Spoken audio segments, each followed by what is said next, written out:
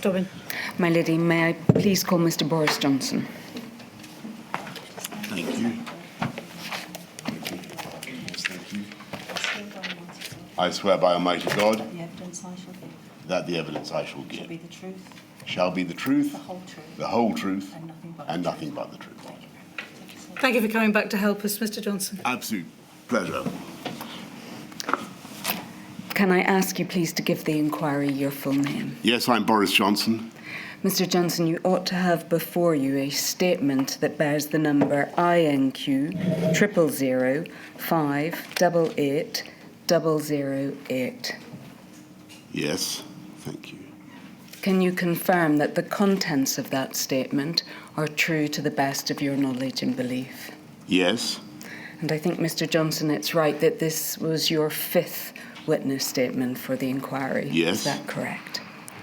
I think so, yes. I want to start, if I may, by asking you about events near to the start of the outset of the pandemic, please. It was the evidence of Sir John Coles to this inquiry that when he read the witness statement of Sir Gavin Williamson about the preparation for school closures prior to the 18th of March, that he almost fell off his chair.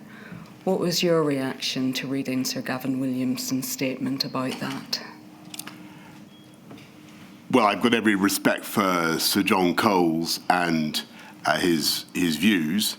I read Gavin's statement with interest. Was there any particular aspect of his statement that you wanted to Well, let me develop this and explore it a bit further.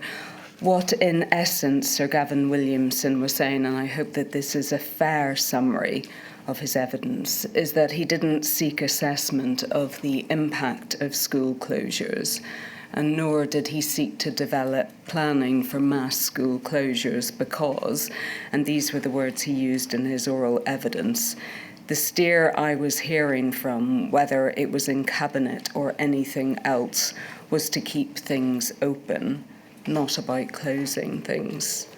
And he went on to confirm what he had said in his statement.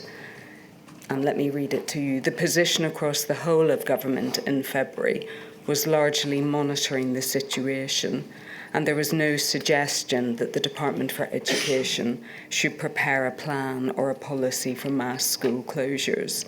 It was very much a case of the whole of government waiting for Number 10 and Cabinet Office to give a lead and clear direction. Well, I'm not sure I agree with the idea that there was no planning for school closures, because if you look at the sequence from February onwards, it's clear that SAGE is talking about the possibility, the Cabinet is discussing it in March, certainly. I remember the subject coming up repeatedly. And then if you look at the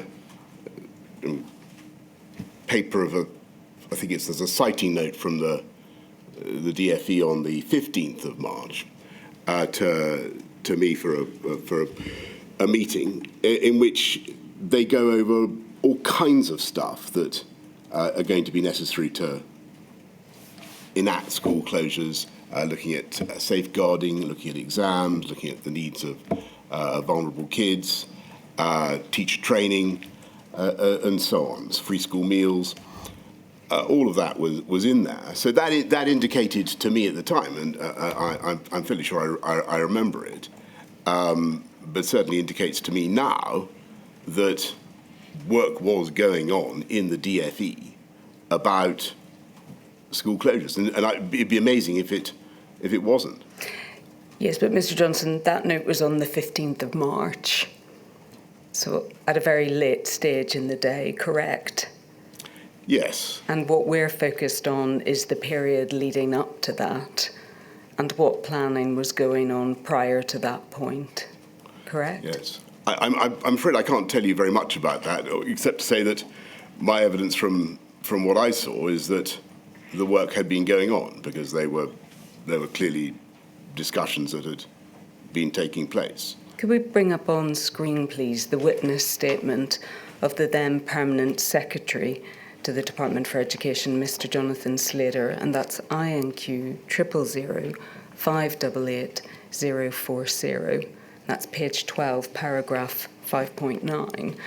Because Mr. Johnson, he says in terms, and we can read it here, equally, it would have been much better if Department for Education had been invited to start developing contingency arrangements for closing education settings at an earlier stage in the pandemic, given that no contingency plan had been prepared beforehand.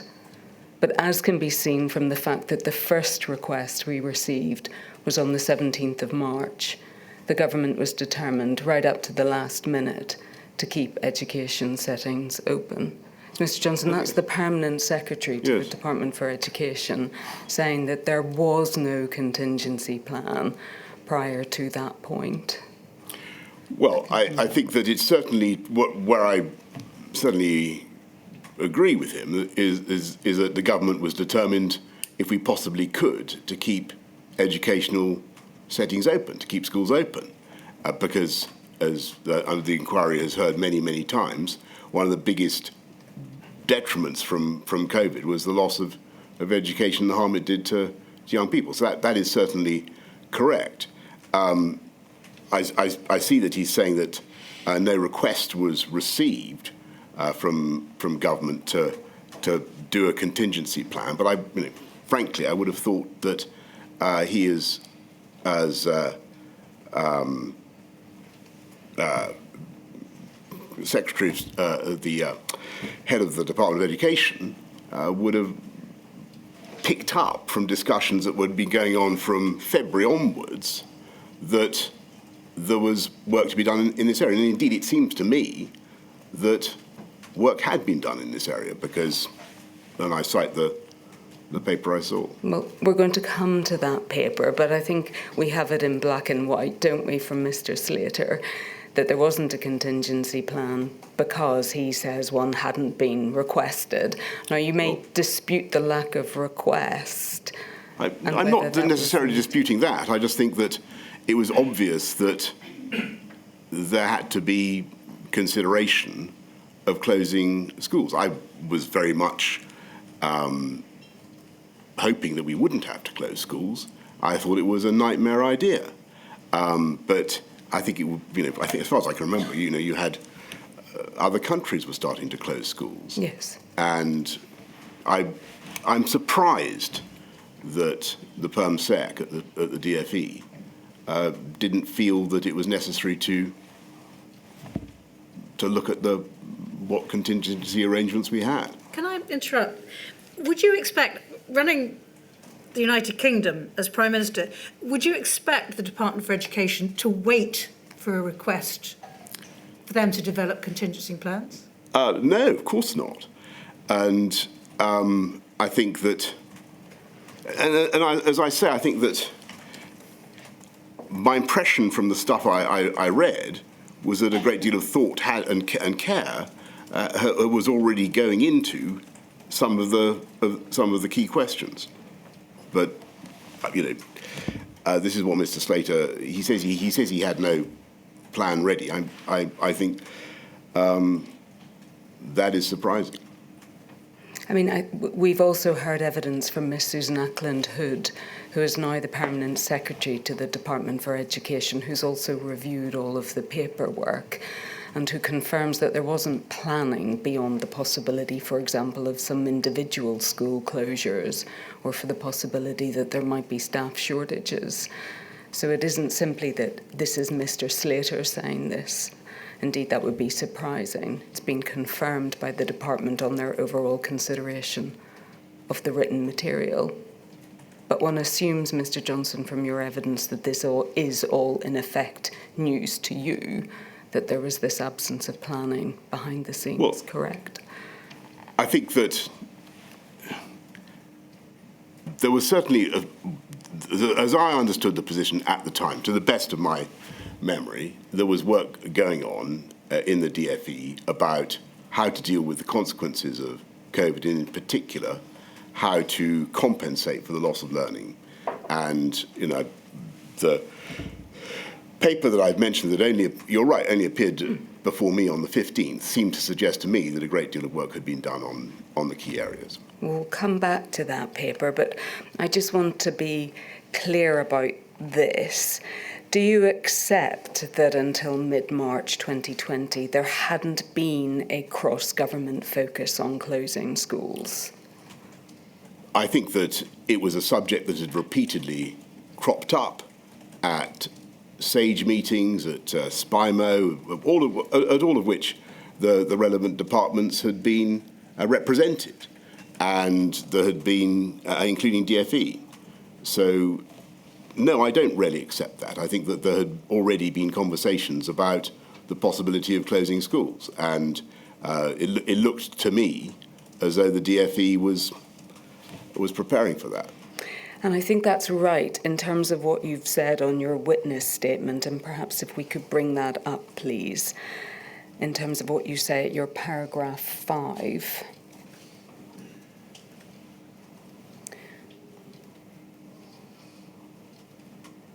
And I think it's suggested from this, Mr. Johnson, that what you're confirming here is that by the 10th of February 2020, it was already apparent or patent that school closures might be necessary as part of your response to the pandemic. Yes, though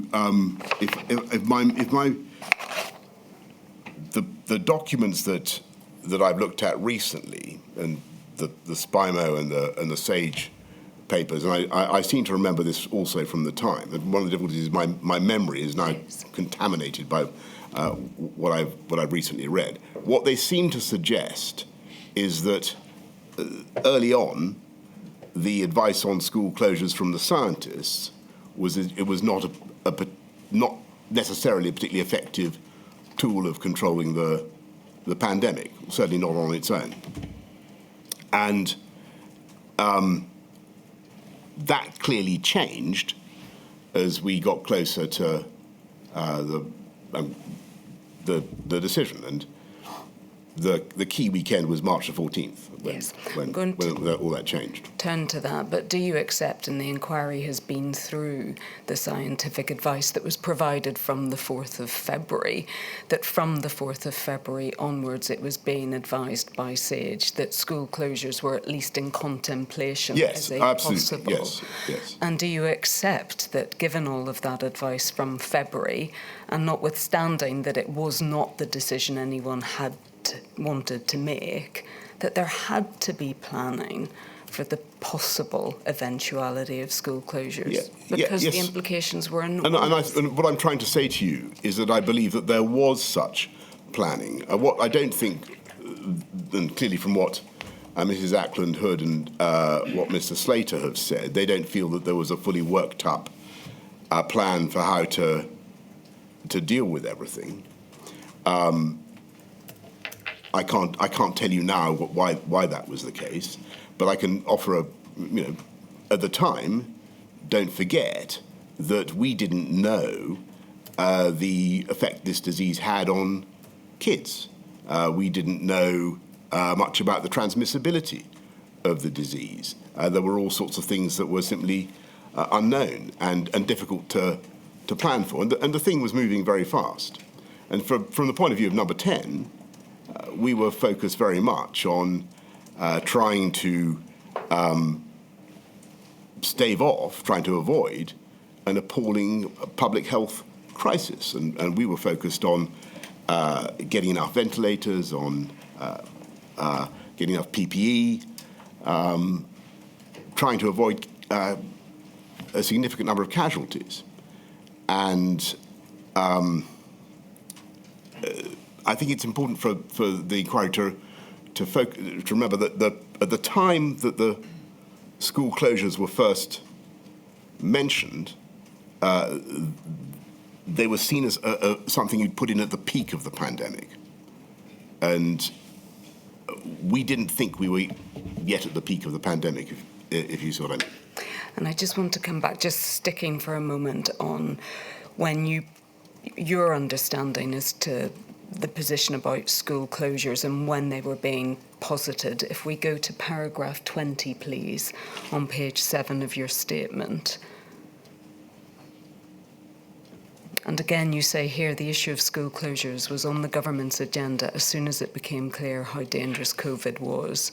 I think that DFE and Gavin were aware that we were considering mass school closures of schools from very early on.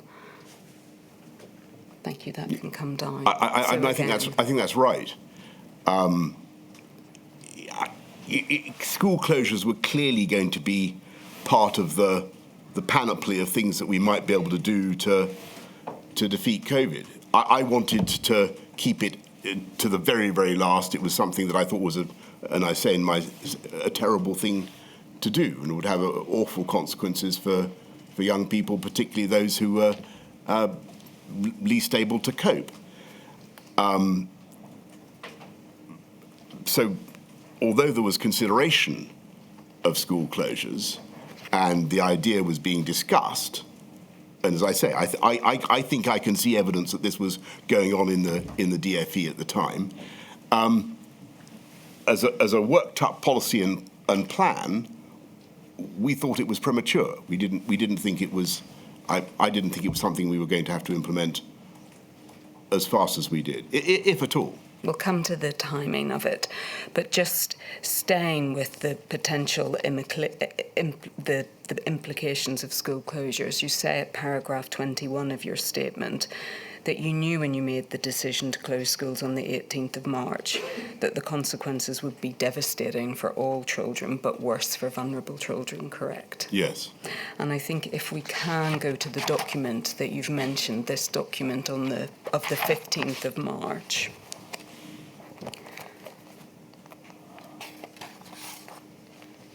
Yes. And that's INQ 000106221. Yeah.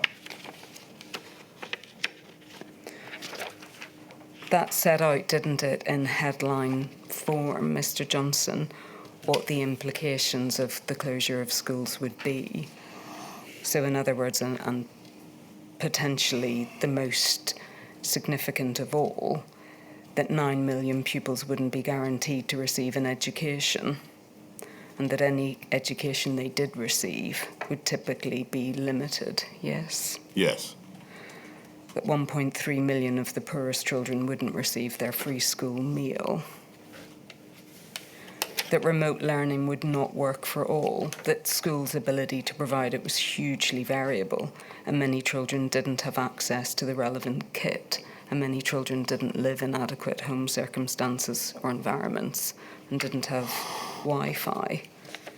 And if we drop down perhaps to the last bullet, that vulnerable children are much safer in school than out, and here pointing to the 400,000 children who had a social worker who might be at risk, and it says here from inadequate parenting, witnessing domestic violence, particularly if families are also facing the pressure of imposed isolation. Yeah. And presumably, Mr. Johnson, you appreciated too that below that threshold of children who had a social worker, there were many other children who would be at risk as well. Absolutely. Thank you, that can come down.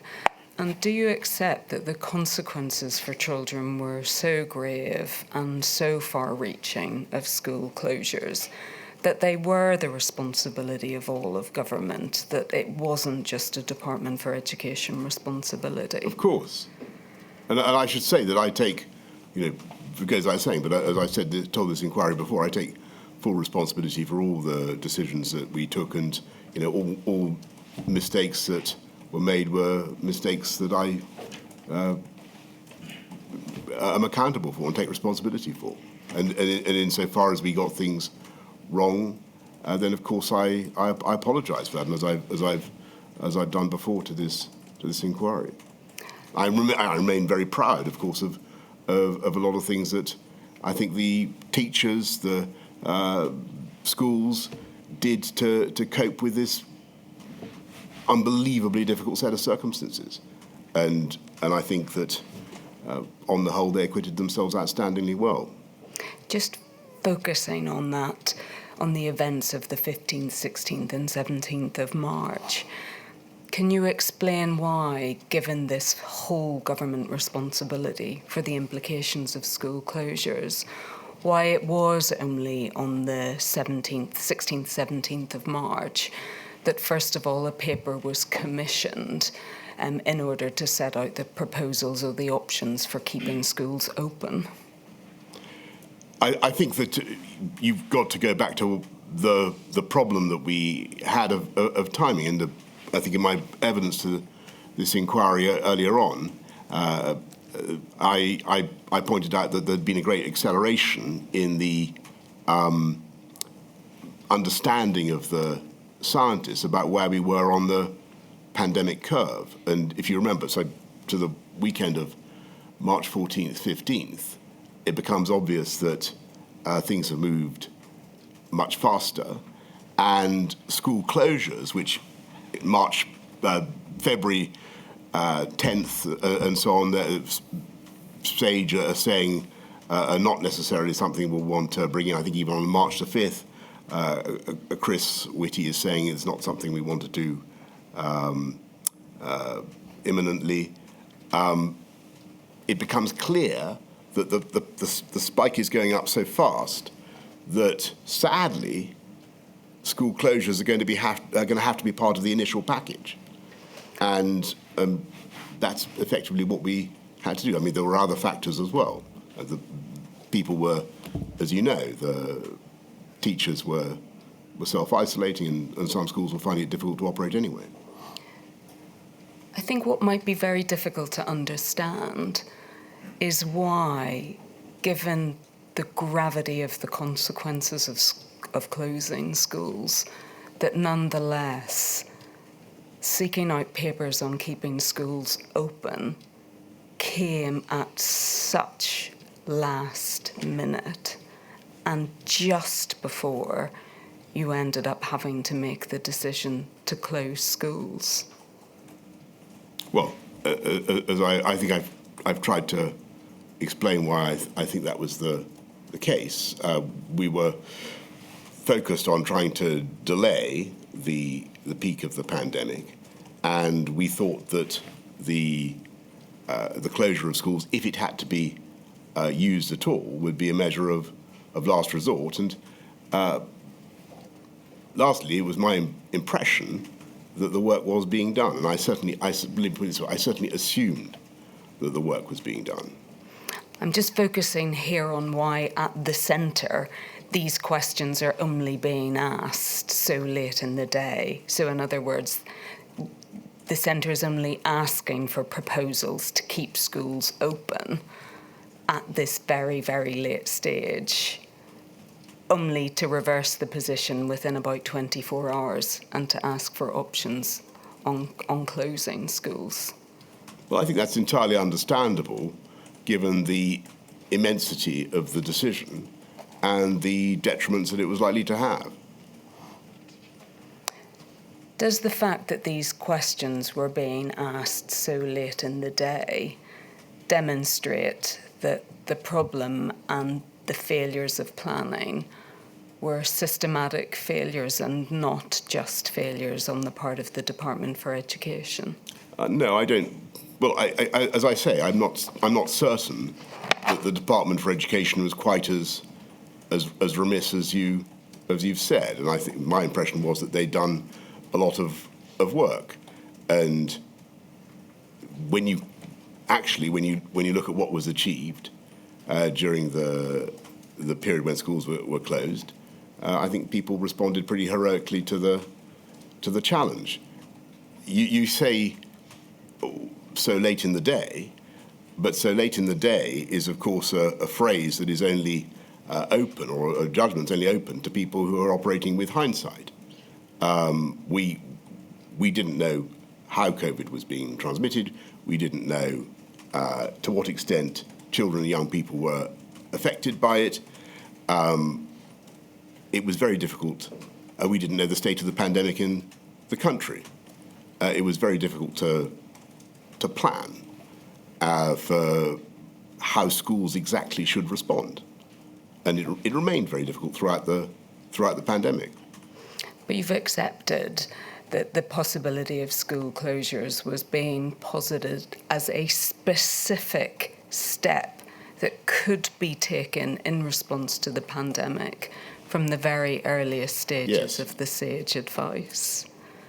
And you've accepted that the implications of closing schools were enormous for almost every school-age child in this country, correct? Yes. And you must accept that therefore put a responsibility on government to grasp the nettle and really think about what it needed to do if schools were in fact going to close to most children.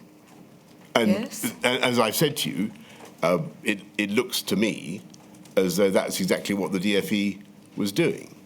And as it happens, the schools sadly did close. Yeah. And we did our level best to remediate the damage and to give kids the education that they needed as far as we could. What work was it that you thought was being done in the background to prepare schools for the eventuality of having to close? What was it you saw that gave you the confidence that this planning was going on in the background? The document that I've cited, because maybe it was misleading, but it seemed to me to suggest that a good deal of work was being done on vulnerable kids, on exams, all the subjects that I've mentioned. Perhaps we should look at that document then, Mr. Johnson, just to see what it says, if that's what your evidence is focused on. Can we go back, please, to INQ 000106221?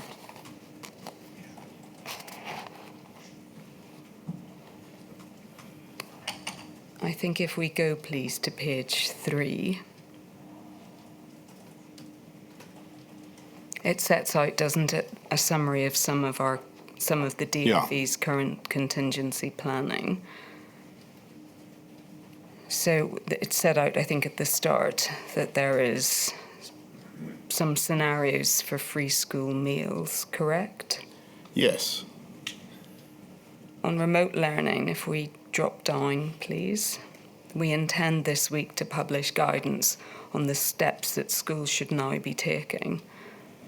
Correct?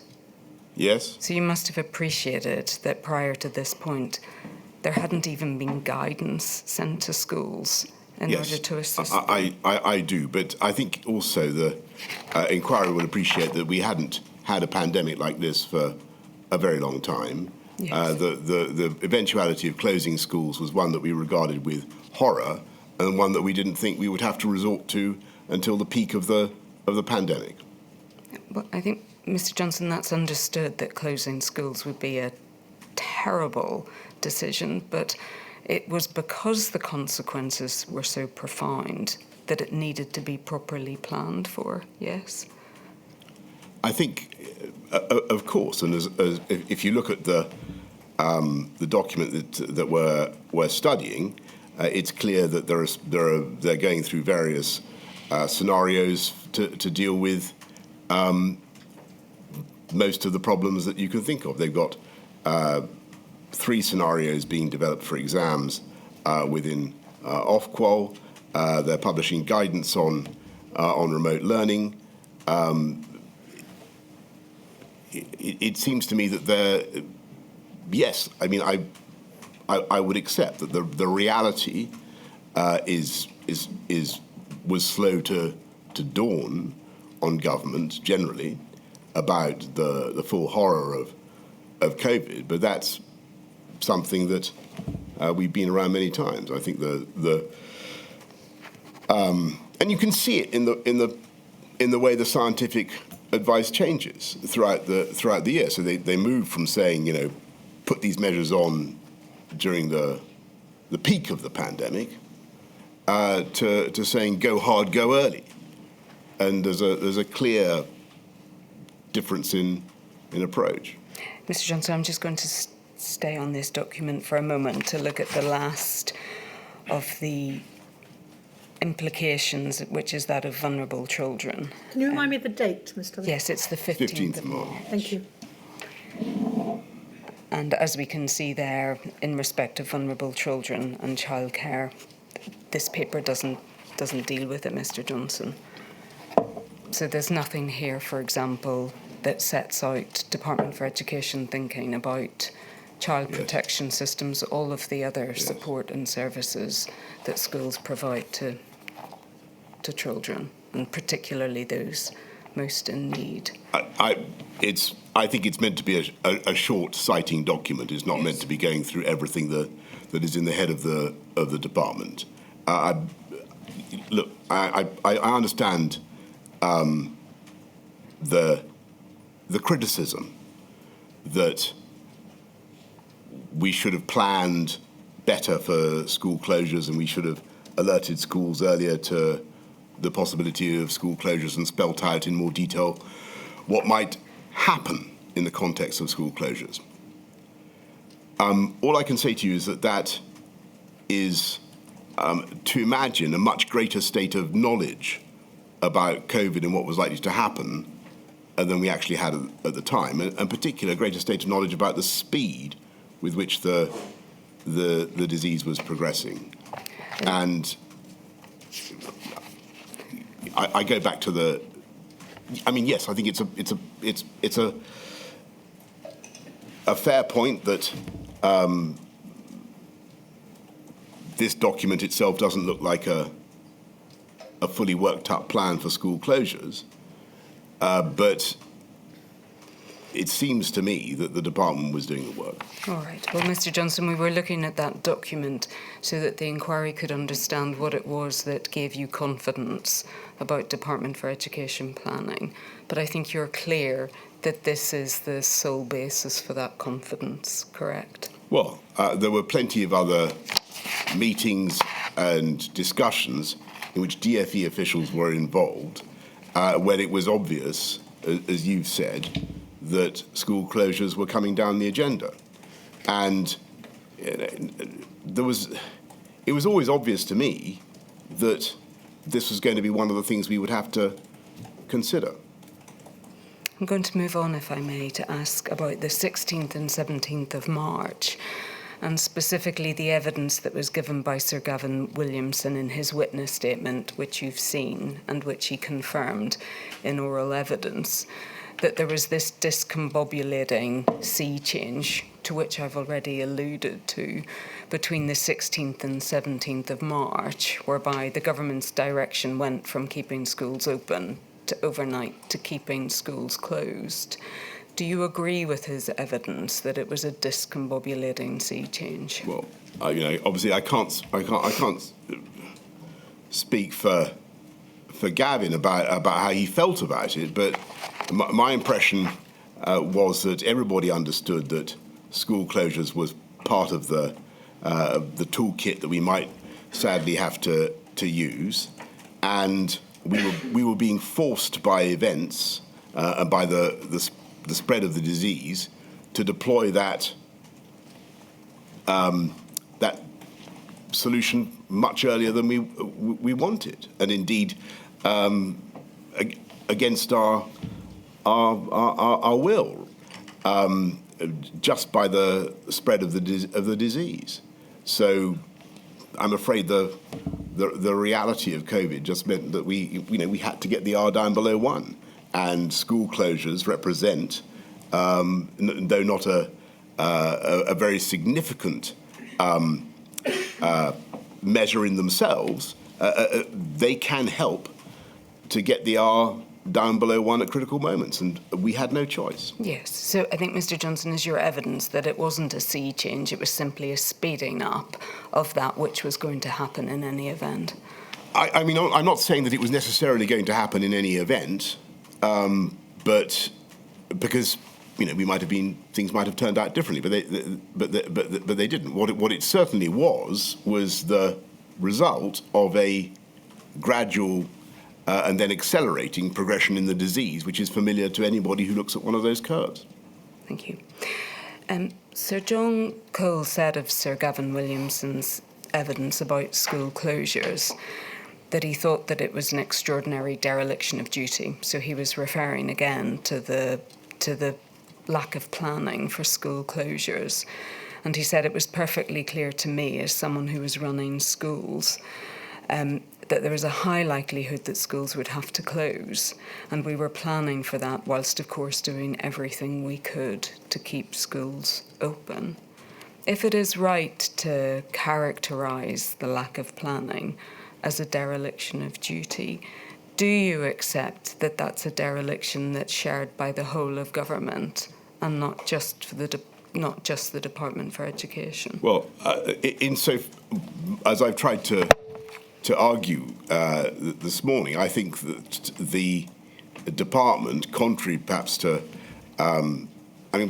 it felt to me as though there had been abundant discussions about closing schools, and it felt to me, to the best of my recollection, as though the department was aware of this, and I assumed that they were planning for it. When I look at that document of March the 15th, it seems to me to suggest that a great deal of work and thought had gone into the key issues. So I'm not inclined to accept the idea that people fell down gravely in their duty. I think people were overwhelmed by the speed of events, and when the facts changed, they had to change policy, and I had to change policy. So you don't accept that the evidence from the then Permanent Secretary that there was no contingency plan for school closures, or there wasn't planning that focused on the potential for mass school closures, you don't think that that's a dereliction of duty? Is that what you're saying? Well, I can only repeat what I've just said. I understand. I know that Mr. Slater later resigned. I, though not over that matter, as far as I can remember, I don't think. If you're the Perm Sec at the DFE, there's nothing to. There was certainly no. Let me put it this way: there was absolutely nothing coming from central government to say you must not, on any account, prepare for school closures.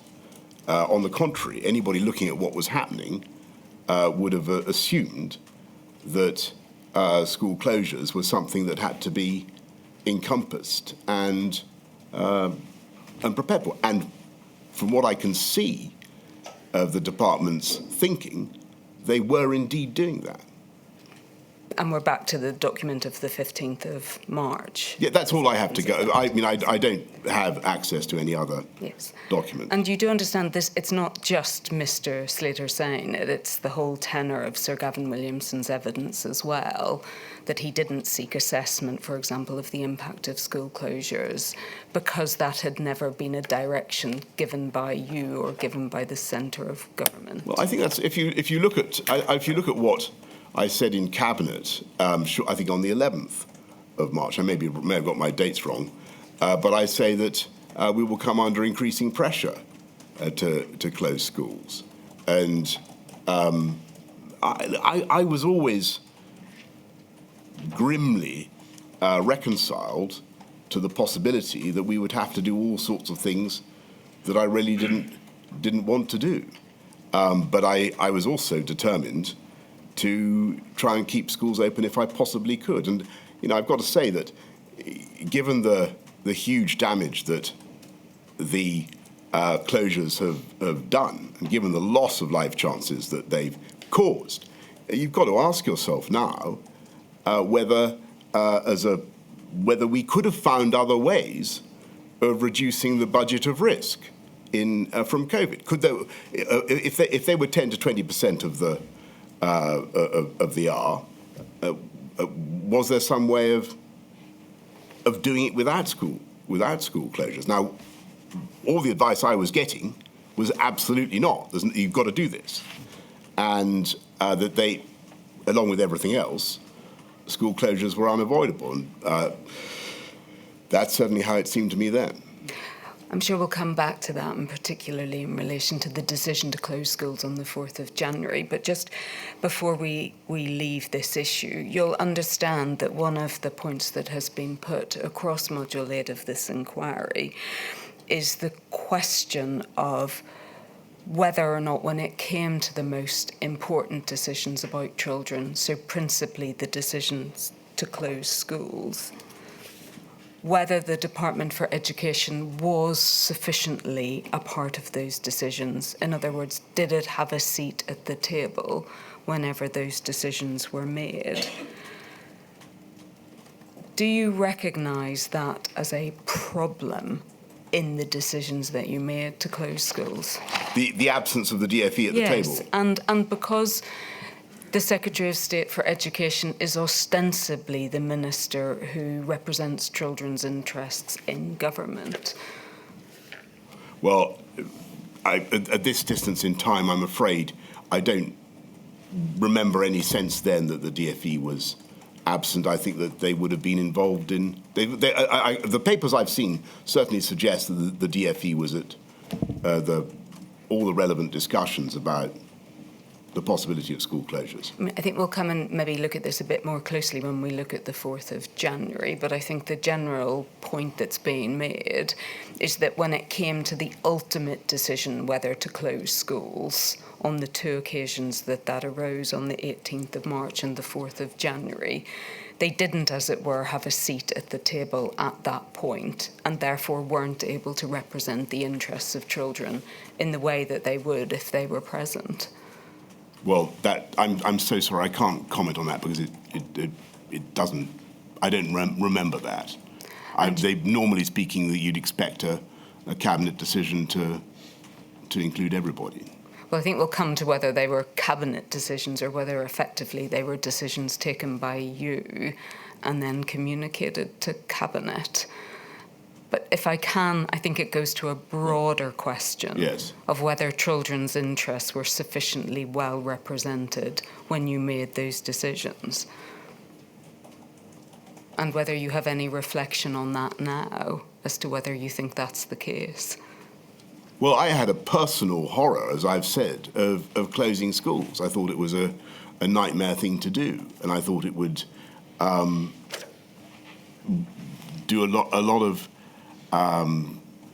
damage to people who would find it, to the life chances of people who would find it most difficult to bounce back and to cope. And so a lot of the focus of what I tried to do was to try and remediate that. I know you want to ask about that later, but to try to compensate for what we'd sadly had to do, because it felt to me as though children who were not particularly vulnerable to COVID, were paying a huge price to protect the rest of society, and it was an awful thing. As I said, I wish it had been otherwise. I wish we could have found another solution. I am going to come back to that question of sacrifice and the recovery of children, but just sticking, if I may, for a moment on decision-making or on your role. One of the things that Sir Gavin Williamson has been critical of, and he gave evidence about it, was the unilateral announcement that you made on the 10th of May about reopening primary schools. And what he has said was that was a unilateral decision, that he was told that you would make the announcement that you did on the 10th of May. And if I may just remind you of it, I think that you said that after half-term, we believe that we may be in a position to bring the phased reopening of shops and to get primary school pupils back into school in stages, beginning with reception year 1 and year 6. And Sir Gavin Williamson's criticism is that effectively he had been in negotiations and discussions with schools prior to that point, and that there was a delicate, and I'm summarising his evidence, that a delicate position was reached and there was understanding on the part of schools about who would return, i.e. it would just be those few year groups, and that effectively by your actions you damaged the work that he had done with schools and you undermined trust, because in making that statement you were promising something that you knew couldn't be delivered. That's the criticism he makes of you. Right. Do you accept that? Well, I'm afraid I don't remember the details of that. Though it seems a bit paradoxical to be criticised both for wanting to close schools and for wanting to get them open. I would say that it was right, given where we were, in May. We'd been through a lot. It was clear that the R was coming down.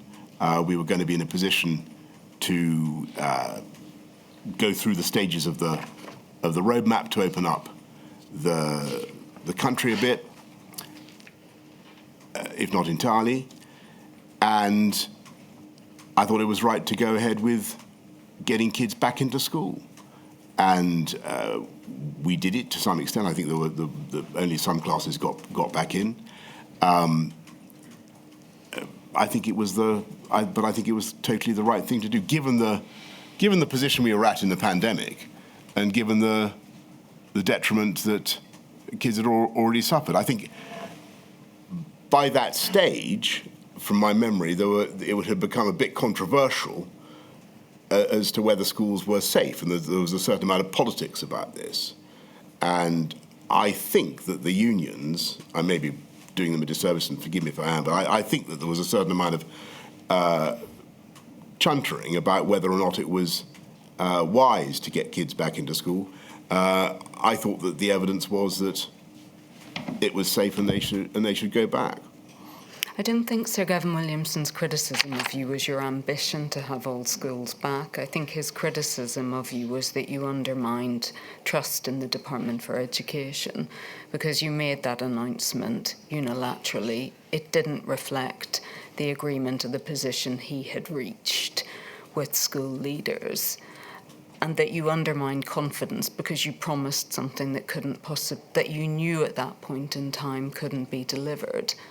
Right. It couldn't be delivered. What was that? That because of the requirements of social distancing, this is what Gavin Williamson has said, that because of the requirements of social distancing, that what you were saying, in other words, flagging to parents and families that all children could go back, wasn't something that could be achieved, and you knew that. Forgive me, but my memory of it is that we only got certain classes back.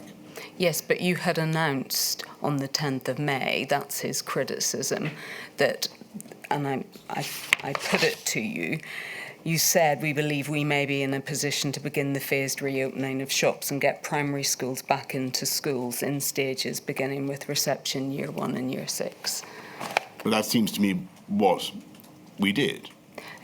You certainly got those years back. His criticism of you is the appearance that was given at that time that it would be possible to get all school children back, beginning with those years. Just listening to what you've just read out, with great respect, sounds to me eerily like what we did and what Gavin had been negotiating with the teachers and the unions. So I'm not quite certain what this... Well, it's his criticism, Mr. Right. Well, I don't know. It's his criticism that you undermined confidence, because you gave the impression and you flagged to families that children would be going back to primary school in all years when that wasn't possible. But that's what he's criticising. That's not what you've just read out, though, because if I understood what you just read out, and my memory of it is that there was going to be a staged process where we would get certain years back in advance of others. So I'm a bit at a loss as to... I think your point is, Mr. Johnson, that you don't see that there was sufficient difference in what you announced to what Sir Gavin had been promising. Is that right? It sounds to me that what I announced is what we did, and indeed what was common sense and what needed to be done. If it was the case that there was a negotiation going on between the DFE and the unions, which was going to preclude the possibility of kids going back, then clearly I was at variance with the DFE. But that would surprise me. I'll move on, if I may, Mr. Johnson, to the next issue, which is that of assessment in the summer of 2020. Yes. Did you recognise that what happened in the summer of 2020 in terms of the assessment of children who were doing their GCSEs and A-levels was really damaging to those children in light of everything that they had already been through? So I thought the whole business of scrapping exams was damaging, and it must have been bitterly disappointing to students who'd prepared and worked very, very hard. I didn't want to do it, and it was the logical concomitant of closing schools. So on March the 18th, it was part of the package, and we had no way around it. Certainly that's my memory of the way it went. I did think, is there some way we could keep exams alive? But we couldn't, and so we had to find a way of adjudicating on the academic achievement of the kids that didn't involve an exam. And Ofqual came up with this system. I was not expert enough to comment on it, on whether it was viable or not, but plainly it let down a lot of kids whose grades didn't reflect their abilities and their achievements. And so to answer your question, yes, I regret very much, and amongst the things I regret and I take responsibility for, is that we got the wrong initial model for how to have a substitute exam. What I would say in our defence is it wasn't easy to come up with the right model. But you must have been concerned, Mr. Johnson, about the ministerial response to what happened after the examination results came out. Go on. Were you concerned, for example, that the Scottish exams came out a period of time beforehand, and that, for example, Sir Gavin Williamson hadn't used that period of time in order to, for example, develop a strategy or an understanding about what would happen when the results came out in England? I think that my memory of this is not perfect now, yes. But I think it became obvious to us that the algorithm had not worked, and it was producing lots of duff results. It was letting a lot of kids down, and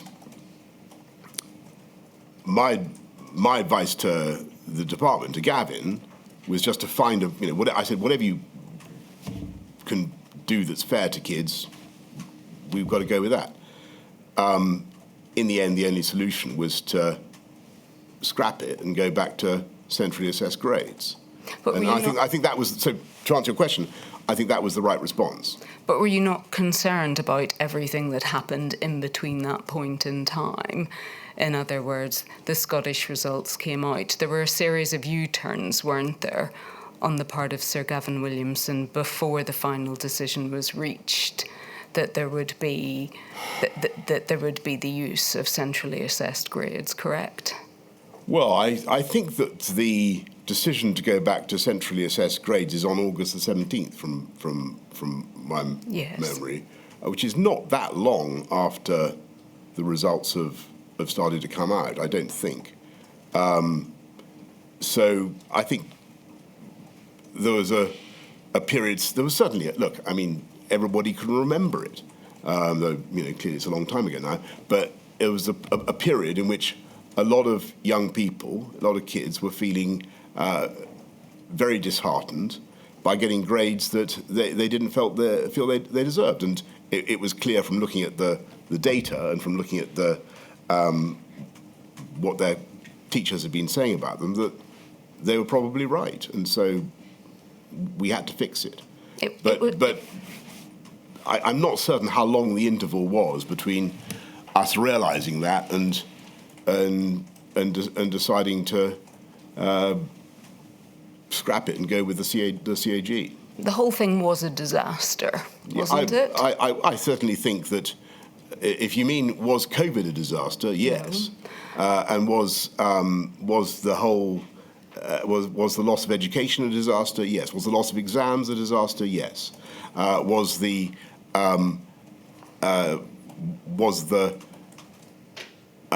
disappointment, anger, frustration of a large number of kids, the additional frustration, a disaster? Yes, it was. But it has to be seen in the context of us trying to deal with a much, much bigger disaster. And that was the loss of learning and the loss of the exams themselves. And it was plainly not easy to come up with a substitute system. I was asking a very specific question about assessed grades and whether you accepted that that was a particular disaster and a disaster for those young people. Well, the centrally assessed grades would turn out to be the right way of doing it, but the algorithm plainly was a disaster. Yes. You keep saying the algorithm, Mr. Johnson, but the algorithm, you do appreciate and understand that the algorithm was a design arrived at because it was the intention to moderate grades. Yes? Yes. And it was always the intention that if centre-assessed grades were judged to be too high, that they would be marked down. Yes? I think as I understood the anxiety, it was that there would be a year, an abnormal year, in which there was such grade inflation as to devalue everybody's grades, and that was the problem. And it was so the reason I perfectly accept your point, but as I understood it, the reason for the algorithm was to try and avoid that disaster. Yes, but the algorithm, that was the whole purpose and intent behind the algorithm. It was to mark grades down in the event that happened, correct? I'm not here of course I'm here to defend what happened in government and every bit of it, but I don't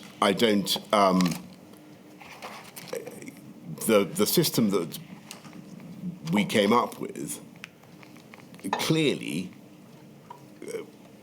failed or caused far too much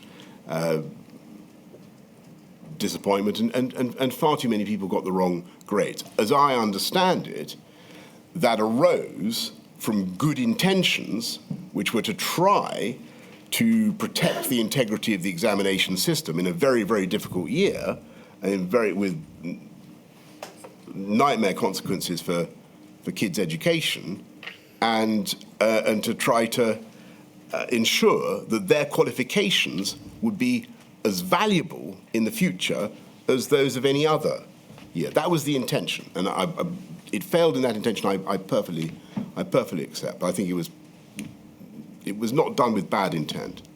I'm just going to ask if we may to turn to the paper that was drawn up afterwards by the Cabinet Office. This is at INQ 000137292, page 1, and we can see this is dated the 24th of August. Mr. Johnson, yes? Yes. And I think at paragraph 2, we can see it set out that there was an initial timeline and key documents. It said it's too early to draw firm conclusions. You will want to decide whether a lessons learned inquiry would be useful. And then it sets out some of the reasons why that would be a good thing, concluding at the end of that paragraph, plus we should properly understand what failed and would get credit for asking the question, do you want to see options? I think on that, I don't think there was a lessons learned inquiry, was there? No, I think that the lesson that the department learned was pretty obvious, which is that the system that they came up with wasn't suitable for these types of emergencies. I think if we go over the page, please, to paragraph 4. The document sets out some of the initial insights into what this sequence of events had demonstrated. So setting out, it's striking that none of the bigger picture questions about what the department was trying to achieve, i.e., or e.g. prioritising no grade inflation, were tested at an early stage. And there's a significant contrast here with the more generous approach taken to other impacts, for example, furlough. So I think what this paper was demonstrating or explaining was that there were bigger lessons to learn in terms of the fairness toward children. Do you agree? I think that was obvious from what happened, and I can only assume that the department will not be.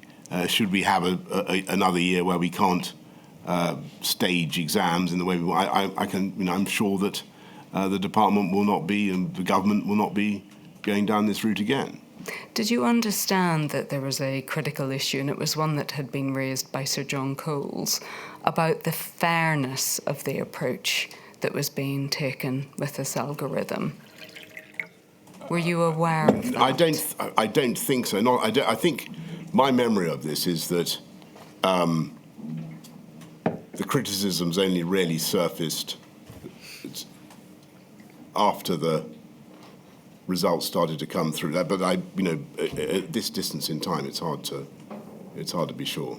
So you may not have known that Sir John Coles saw Sir Gavin Williamson, had a meeting with him in order to explain what he thought was unfair about the approach that was taken. I'm so sorry. I don't remember that.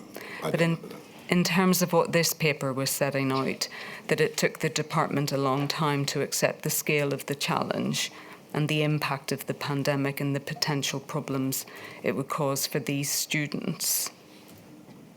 Yes, do you accept that's what this paper is explaining?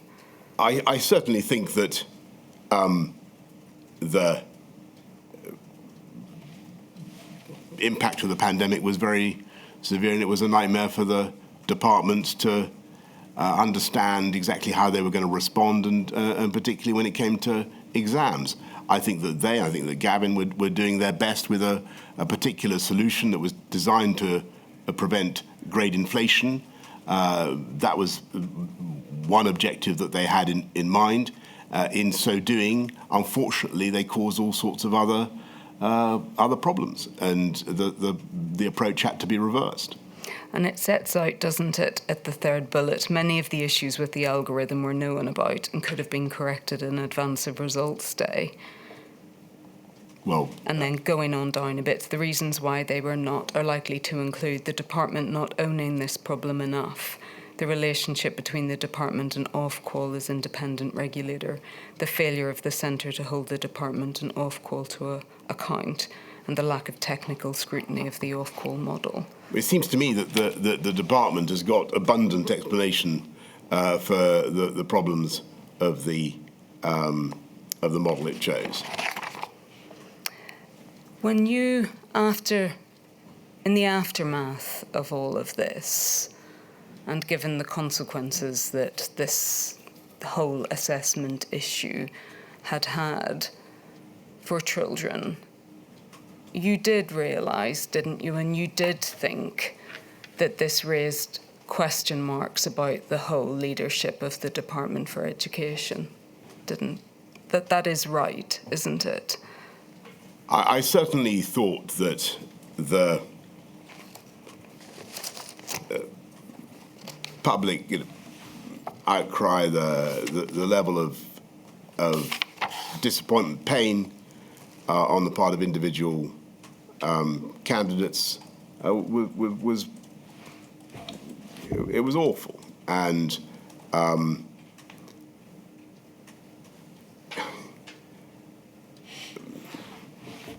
it's fair to say that yes, of course, I thought about whether there was a need to respond to that by changing people's jobs and so on and so forth, of course. It was really undermining of public confidence, this issue, wasn't it? I think that I can't comment on that. I don't have any evidence for that. I think that it certainly was very undermining for the confidence of kids who thought they deserved a better grade, and it was a bad system. I'm afraid that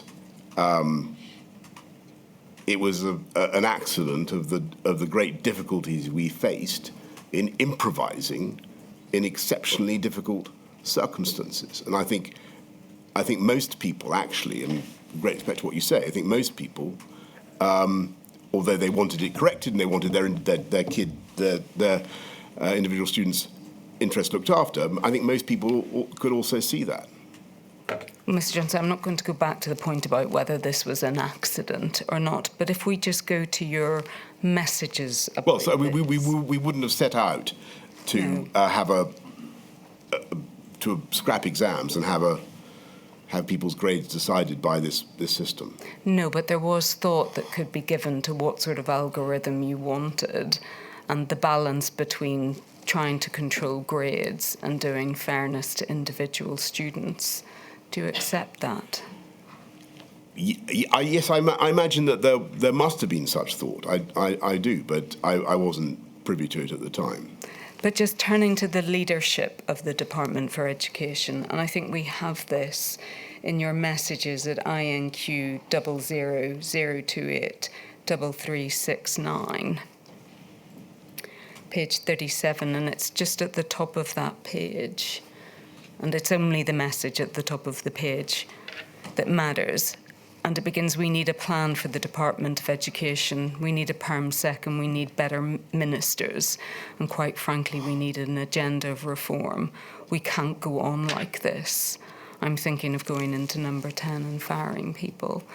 Mr. Johnson, that reveals the truth, doesn't it, of what you thought about how the leadership of the Department for Education was during the pandemic. It certainly reveals that I was in, at that particular moment when I fired off that particular intemperate message, I was in a very bad mood about what had happened. Yeah, that'd be fair. And without going into the details of it, the permanent secretary did leave, correct? That's correct. But you didn't ask Sir Gavin Williamson to leave, did you? Not then, no. Ought you to have done? Well, I think if I look back at the general handling of my beloved colleagues over the 3 years or 3 and a bit years I was in government, I can think of all sorts of changes I might have made, but. I don't think there's any point in speculating about it now. Except, I think that on the whole, given the difficulties that we faced, I think that the department under Gavin did a pretty heroic job in trying to cope with COVID, and that was my judgment. After this happened, did you speak to young people or address them directly in order to express any regret about what had happened? I'm so sorry. I'm sure I was interviewed about the matter repeatedly, but I cannot now remember what I said. But I'm sure I would have expressed the regret and contrition that I feel now. I mean, it was not a good system. We should not have put it through. We should have spotted it faster. I mean, I think that your criticisms are valid, all I would say is that, you know, you try coming up with a system to give a fair exam result for people when they can't sit exams. It's not easy, okay? That's all I would say. It's really the broader question, Mr. Johnson, and the point has been made by other witnesses in Module 8 that you didn't, for example, have press conferences where you took questions from children or spoke to children. And I think the point has been made that, that's a good point. in distinction to other political leaders who did make that effort to speak directly to children, that you didn't. Well, that's if that's the case, then that's a criticism, again, that I must accept. I mean, I remember doing lots of press conferences with young people, but I think that was before COVID. Yeah, I've got to put my hands up. Maybe we should have done that. Is there a reason why not to, though, Mr. Johnson? I honestly, if I had to, I think we were trying to deal with a very difficult pandemic that was very dangerous for a lot of people in our country, and maybe I should have done as you suggest. I'm fairly certain that I spoke generally to everybody about my regret for what had happened. But no, I don't think I did a particular press conference for young people about it. That might have been a good thing to do. At around this period of time, and when I say that, I mean the period leading up to school closure, to schools being reopened. Yes. So we're in and around the August of 2020. I don't think I need to bring you to this. It was a document that was put before Sir Gavin Williamson, but it seems that there was a deliberate tactical decision not to inform schools of the existence of a fallback plan when they were reopening.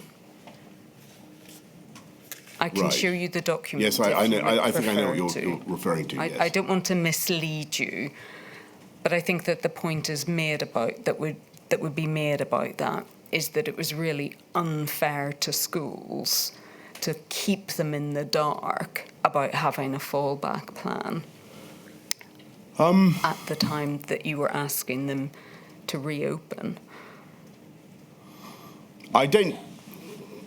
I think I can remember the document you're talking about. I don't think the intention was to keep them in the dark if it had genuinely seemed that we weren't going to be able to proceed with the roadmap and that they would have to reopen. And clearly, as soon as that had become obvious, we would have enlisted the whole sector, gone public, and got people going. I think that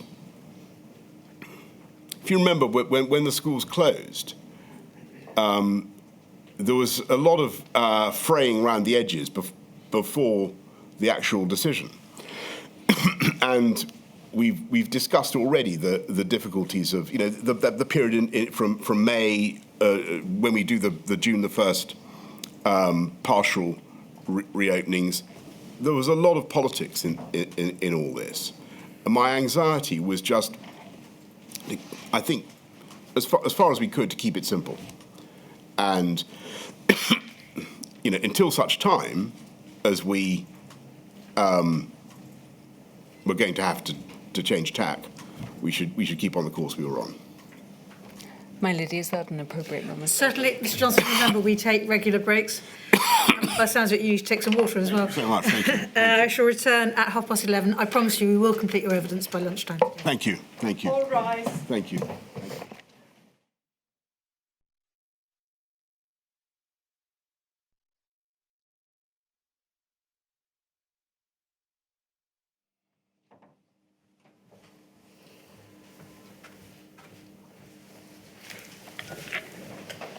Ms. Dobbin.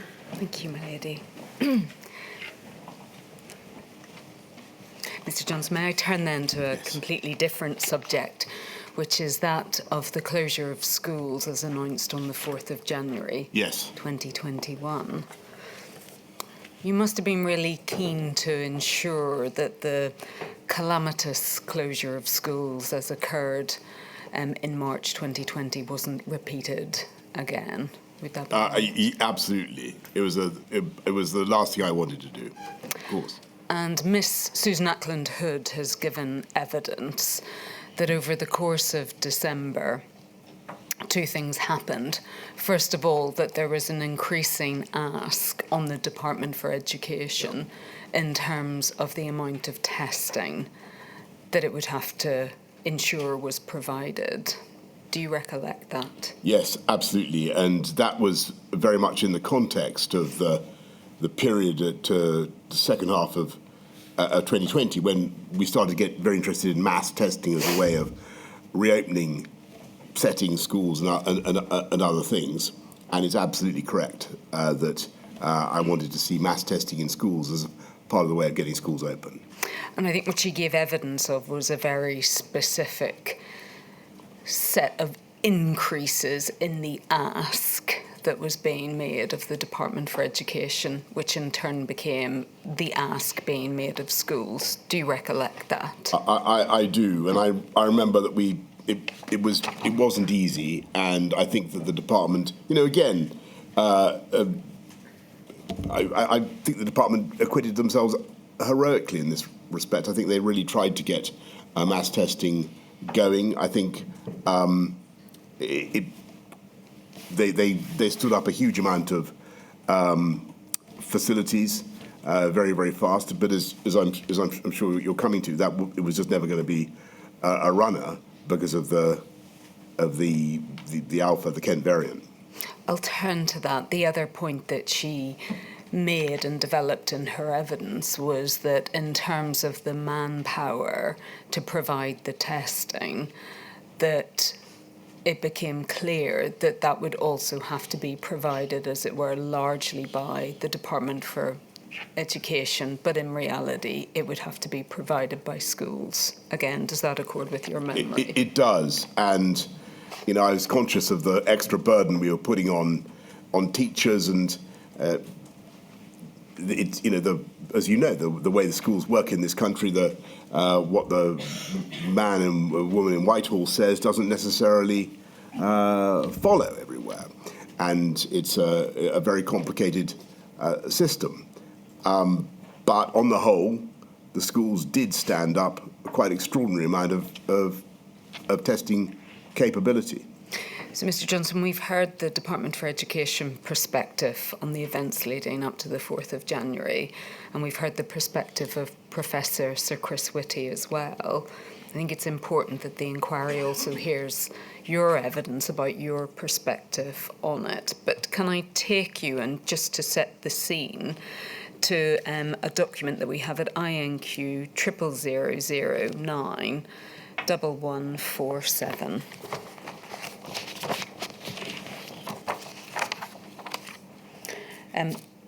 This wasn't a document addressed to you, Mr. Johnson, because it was the chair's brief for this COVID-0 meeting of the 16th of December 2020. But we can see underneath the introduction that you had given a strong steer that you would like the return to face-to-face attendance to be staggered and for testing to be used as fully as possible to support this. Yes? Yes. And if we look at the last bullet in that sequence, that we are all well aware that this is a major delivery challenge, correct? Yes.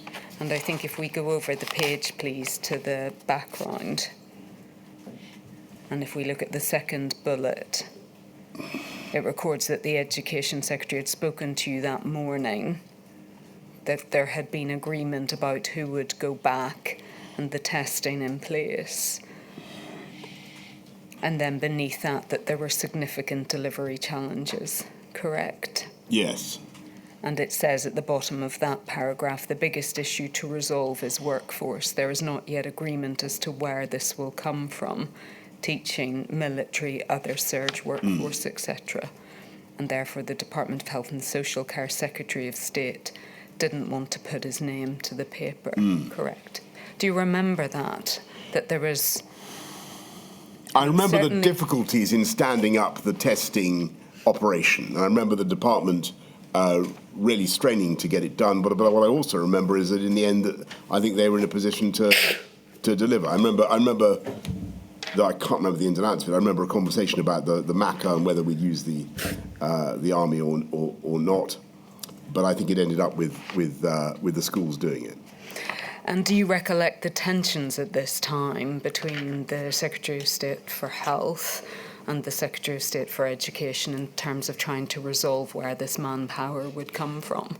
I'm sorry, I don't remember the specifics of that. All right, and I think if we go to the position that was reached then on the 28th of December, and we have this at INQ 000075504.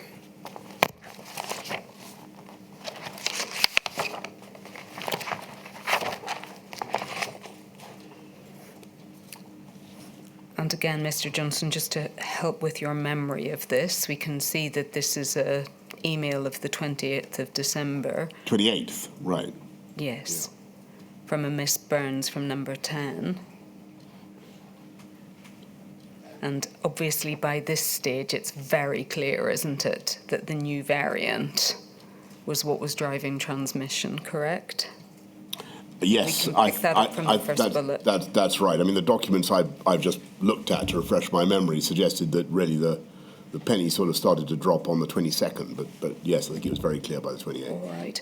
And if we look at the second paragraph below those first set of bullets, that the Education Secretary had set out the social cost of closing schools.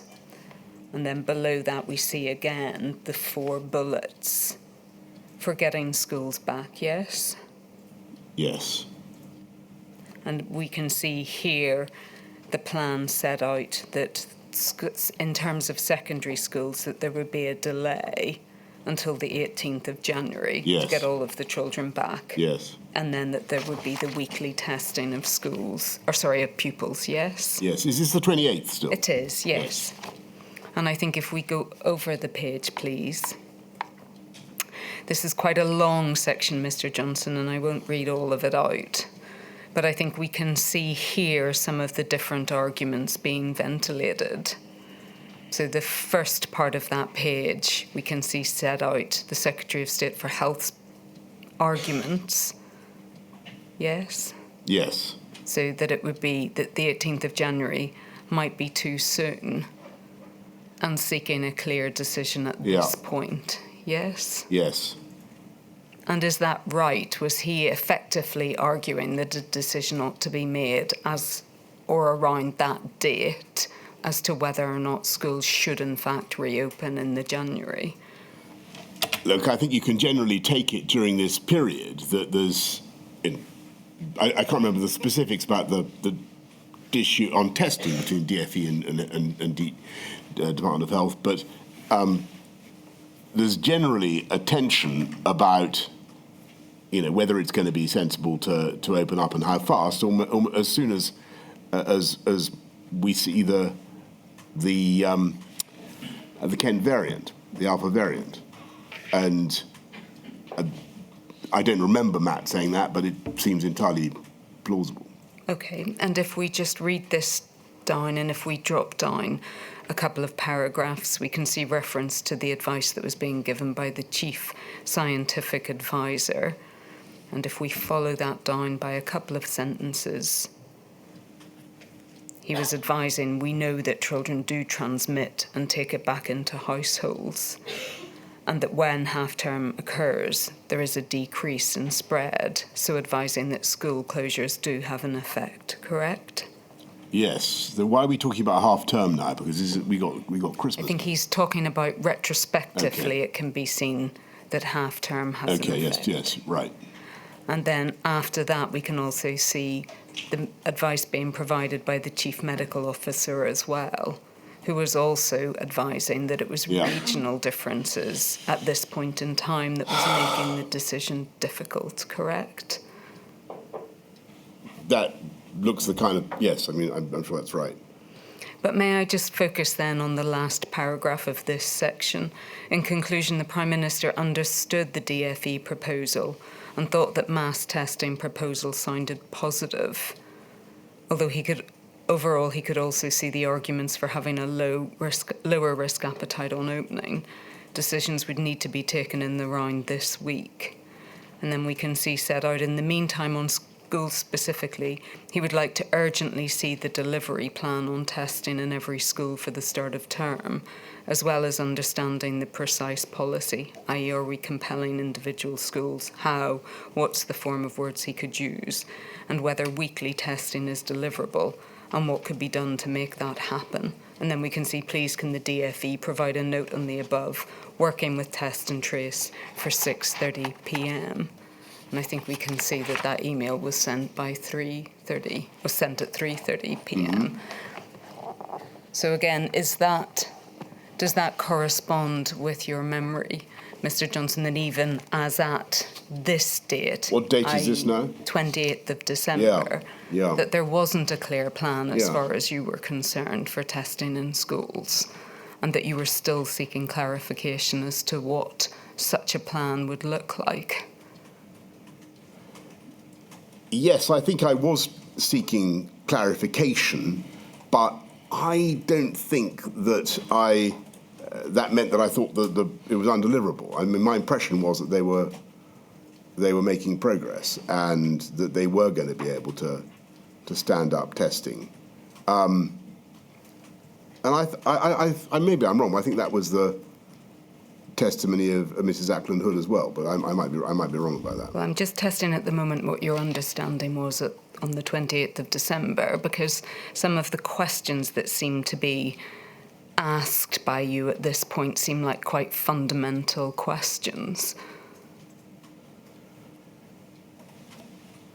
Sure, and quite rightly, but I don't.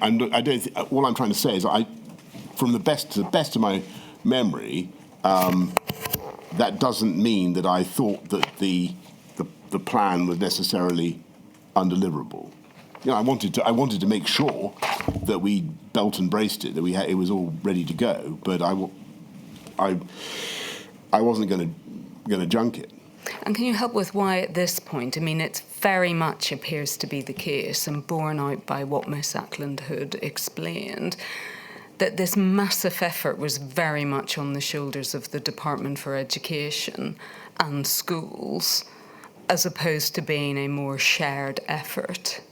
Why was it?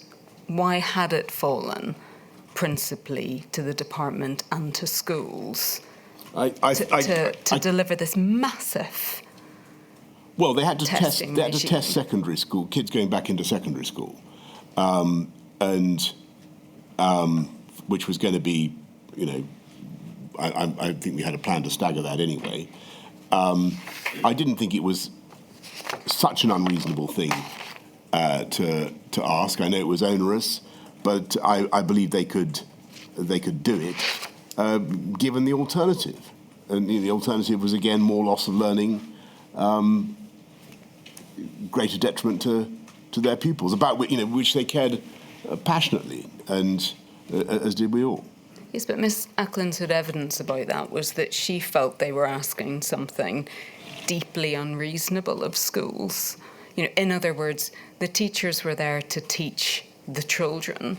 They weren't there to implement a mass testing regime in secondary schools, although her evidence is that nonetheless schools rose to the challenge. I think they did. And I think, again, it's coming back to the point, Mr. Johnson, about the importance that was attached to this or not by government in terms of getting children back to school.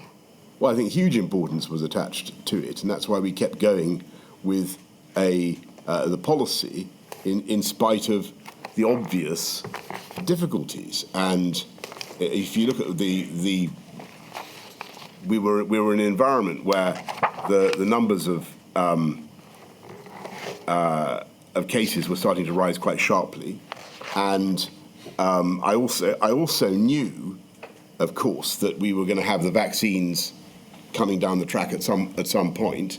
It seemed to me that this was, I knew it was a huge effort, but it was worth it just to get the kids back in school. And if we could use my plan was if to try to use mass testing as I told the inquiry before, as a way to try to reopen society. And in the end, that didn't work, and it was superseded by the vaccines. But in the back end, in the second half of 2020, that was the only shot we had. Mass testing was the only way through for the country that I could see, and so that was why it was so important. Now, on should DHSC have done it? Should the army have done it? Should some other body have done it to relieve the pressure on teachers and schools? Very possibly. I can't. I'm afraid now go into the arguments because I simply can't at this stage recollect them. I can imagine that health and social care staff were very heavily engaged doing other things, as were the others. But I can't give you the balance of the arguments now.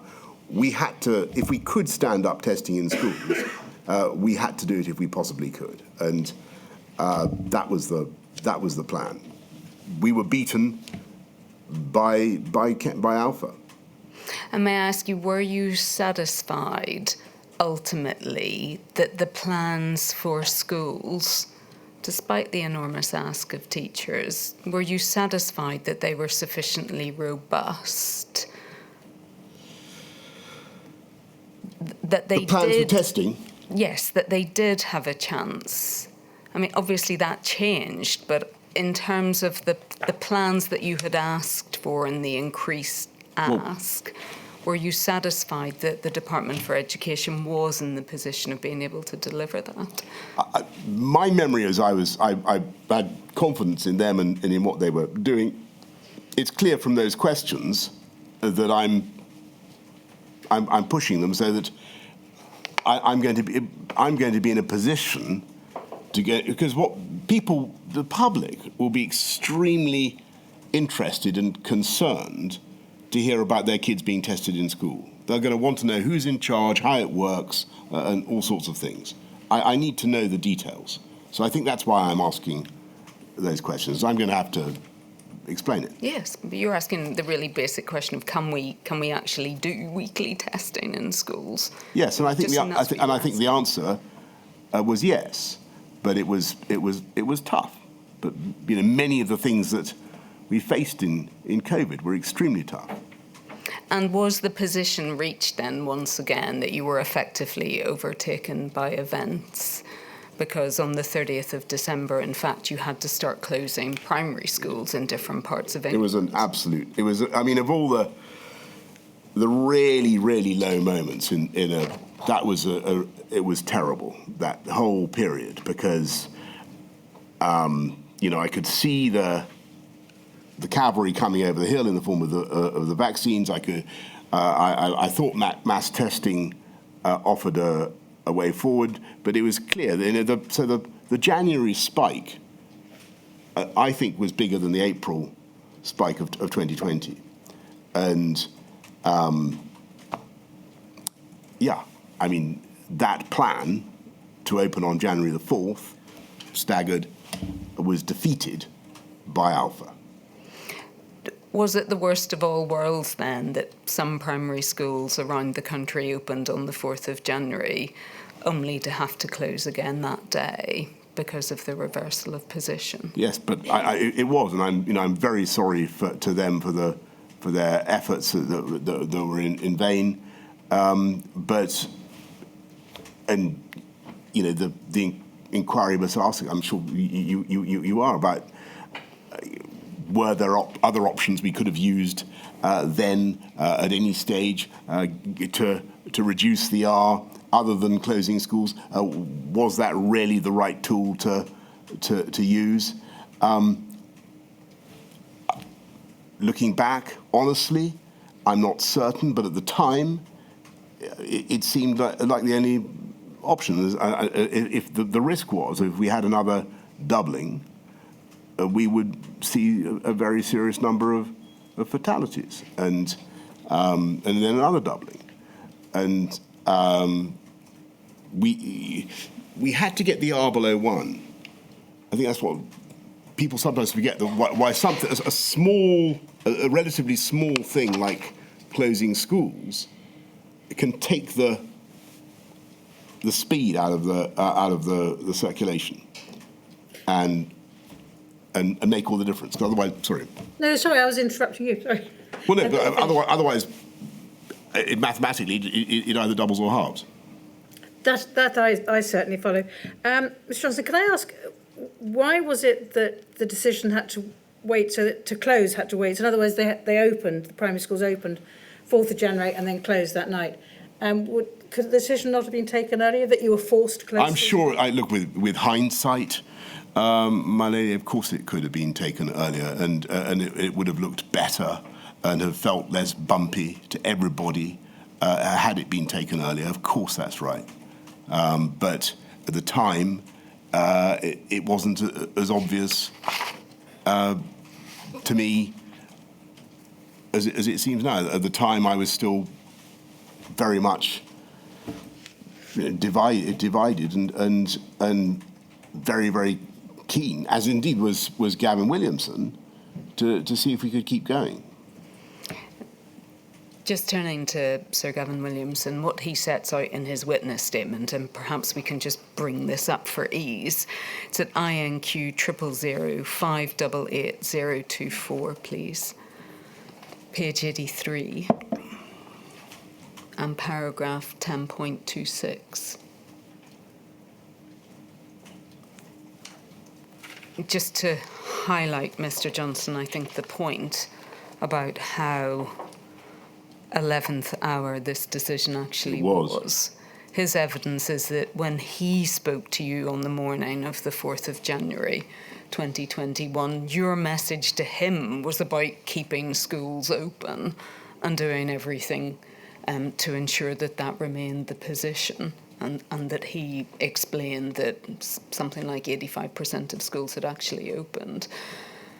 So in other words, saying... looking at that, I can understand how a Secretary of State would feel frustrated. Of course, I totally understand that, and It was a very, very difficult situation, and we had to take decisions throughout the pandemic based on our best judgment of the way things were at the time, and that inevitably changed, and that was the day, sadly, when it became clear to me that we couldn't continue with a policy of opening the schools. Now, maybe it should have occurred to me, maybe I should have resolved that earlier in my mind, but that's easy to say with hindsight. I wondered if I possibly could to keep them open. If we just look, please, at what he says at just after that, please, at paragraph 10.27, he says that he receives a phone call from Mr. Rosenfield at 12:30 that day to tell him that, in fact, schools would close.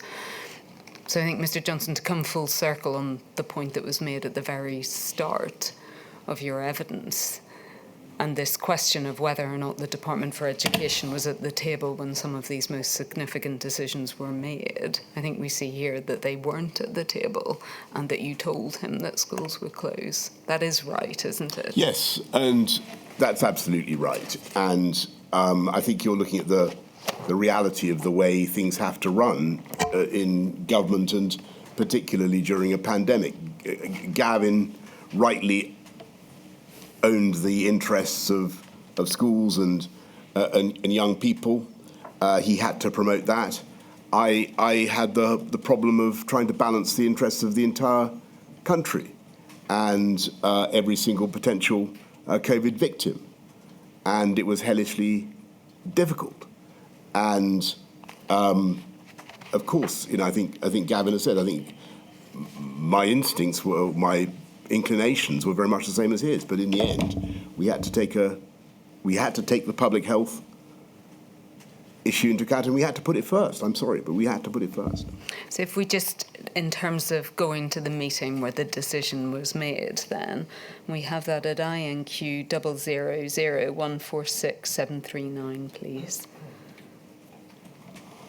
And I think that we can see from the top of this that it's the 4th of January and it's the COVID-0 meeting. Is that right? It sounds right, yes. And we can see that those present are Sir Michael Gove, the Chancellor, and the Secretary of State for Health and Social Care, correct? Yes. And various officials. And I Yes. think that if we go over the page then, please to page 4.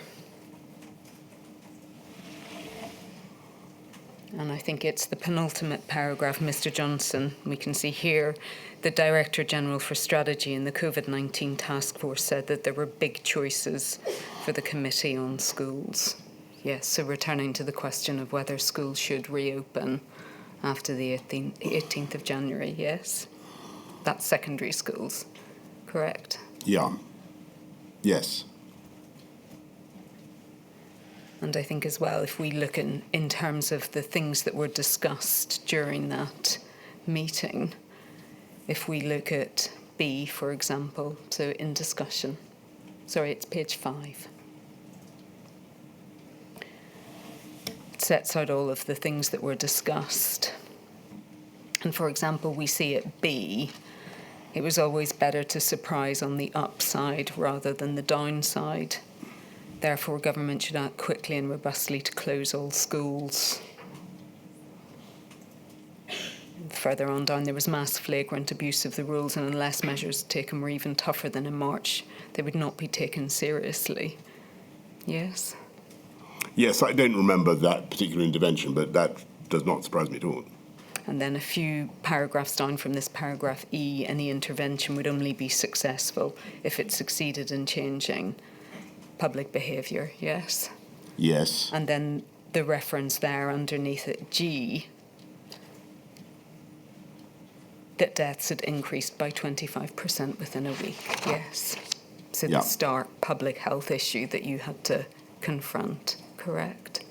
Correct. And then if we go over the page, please, to H, the suggestion that schools could resume face-to-face learning for all students at the end of January, from the February half term, or from the end of February, yes.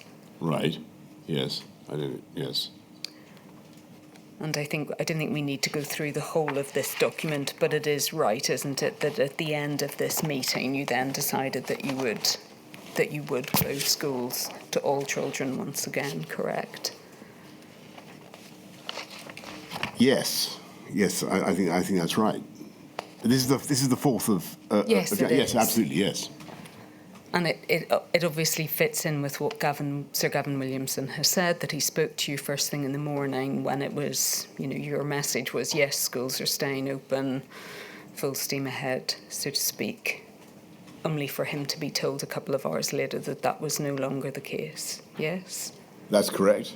And that this was the meeting that happened in between to change the direction of travel, yes? There, I'm not certain, but it I think it looks fits there with would be plenty of discussions going on throughout the day and people bringing me bits of information, but that could well be how it happened. Yes, I just can't remember.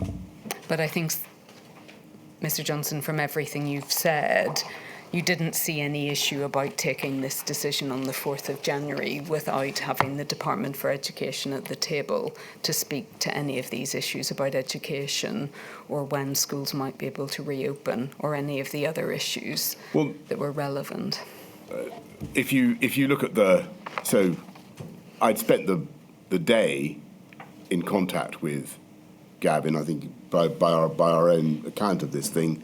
This day, I'm talking to him in the morning. I'm well aware of his position. I'm well aware of his concerns, and we've been talking about it the whole time, continuously. And as I said, I shared his instincts and understood very much what his message was. There was no need for I didn't need to hear him directly in my ear to understand what he would feel about this. But it was clear to me that because of Alpha, the balance of the argument had shifted, and I could have I had no option. I had no option, given the facts as they presented themselves that day. I felt I had no option but to close down and or to prevent the reopening of schools. Imagine the kind of factual. Imagine, well, you know, there's no need for me to go through it. Mr. Johnson, Sir Gavin Williamson has been very critical of the decisions to close schools on the 4th of January. And I understand why he feels as he does. And he's, you know, people are. He's a secretary. He was the Secretary of State for Education.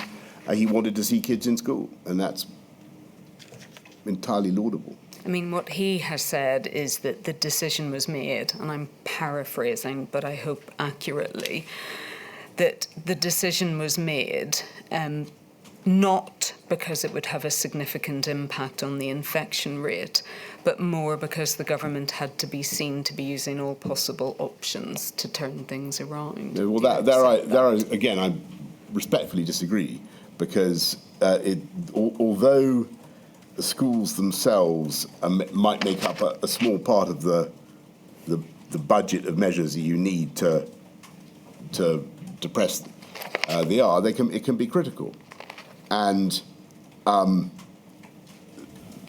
the problem with bringing the schools back, as everybody knows, is that there's a delay. Because of when the virus starts circulating in schools, there's a delay between the kids contracting it and then passing it on, and then the adults being infected, and so you're storing up potentially very, very big problems. And I think I understand his frustration, and it's a proper frustration on the part of a Secretary of State with a department to run, who's thinking about kids and their interests. He said that it had, and I mean the closure of schools in January 2021 was likened to smashing a Ming vase on the floor. So in other words, that you had to do something, you had to make a bold move and something dramatic in order to get the we had to stop a second doubling of a doubling of the wave. I think the paper we've just been looking at said there'd been a 25% increase in deaths overnight. I think I may have got that wrong. You can't ignore that sort of data. And again, I'm putting the criticisms Mr. Johnson he makes, but he said that it was a panic decision, and that it wasn't required. Well, you know, I respectfully disagree. It grieved everybody to have to do it. It's the last thing I wanted to do. But the numbers were very difficult to argue with. Can I ask, as far as you were concerned, in January 21, was there a direct causative link between closing schools and reducing the R number? Or was it the effect of closing schools on the public messaging, which seemed to be what one of the papers... The Ming vase point? Yeah. No, I think it was... well, I mean, obviously it was... Was it both? It was both. But as I understood it, the schools alone could take about 10 or 20% out of the R. So if the R is 1.1, that obviously gets you halving rather than doubling, and that's a critical thing. Thank you. Mr. Johnson, I think from everything you have said, that you accept that these periods of school closure had the most awful impact on all children in England of school age, and also a disproportionate impact on those most disadvantaged children in our society. Yeah. And it was for that reason, wasn't it, that you appointed Sir Kevin Collins as Educational Recovery Commissioner, is that right? Yeah. Just before we go on to his to your evidence about his appointment and his recovery plan, I just wanted to refer to an account that was given to the inquiry, and it's Every Story Matters piece of work. And this was selected because, on the one hand, it's probably a story that isn't that out of the ordinary for many young people, but I read it. It's about the footballer. Yes. Yes. I'm just going to, maybe if we bring that up on screen, please. But the parent who set out, my eldest son was expected to get scouted at 16 by a football club, but lockdown started shortly after his 16th birthday. After many months without intense training, his fitness and skills dropped, and he feels he was robbed of the chance to make it. This caused him to become depressed. Along with having missed his school leaving, GCSEs being ruined, not seeing his girlfriend, and all his social life being put to an end, his depression levels started to rise. One evening in July 2020, I got a call from his friend's mum saying he was threatening to attempt suicide and had gone out at 2 a.m. to a wood. Thankfully, he had told his friend, who went out to find him, and we quickly sought mental health support privately.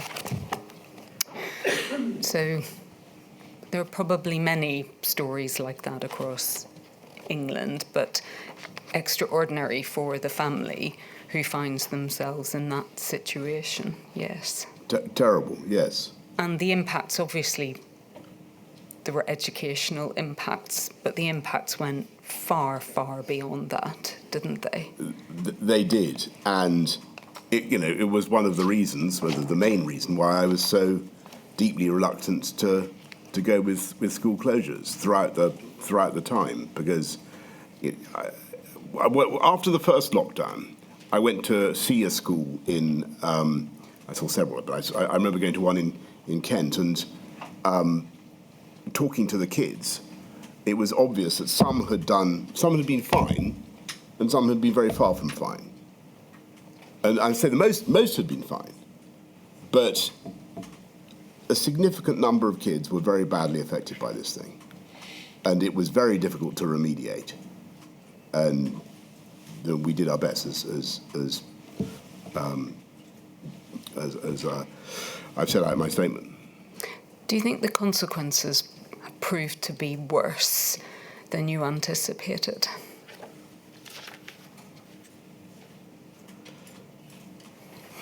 That's a good question. I think that they were certainly as bad as they were certainly on the worst end of my expectations. Some of the things that happened, yeah. So the appointment of Sir Kevin Collins was a chance, wasn't it, to help children recover and to compensate for the sacrifice that they had made, which was largely for the benefit of everyone else in society. Do you agree? Right.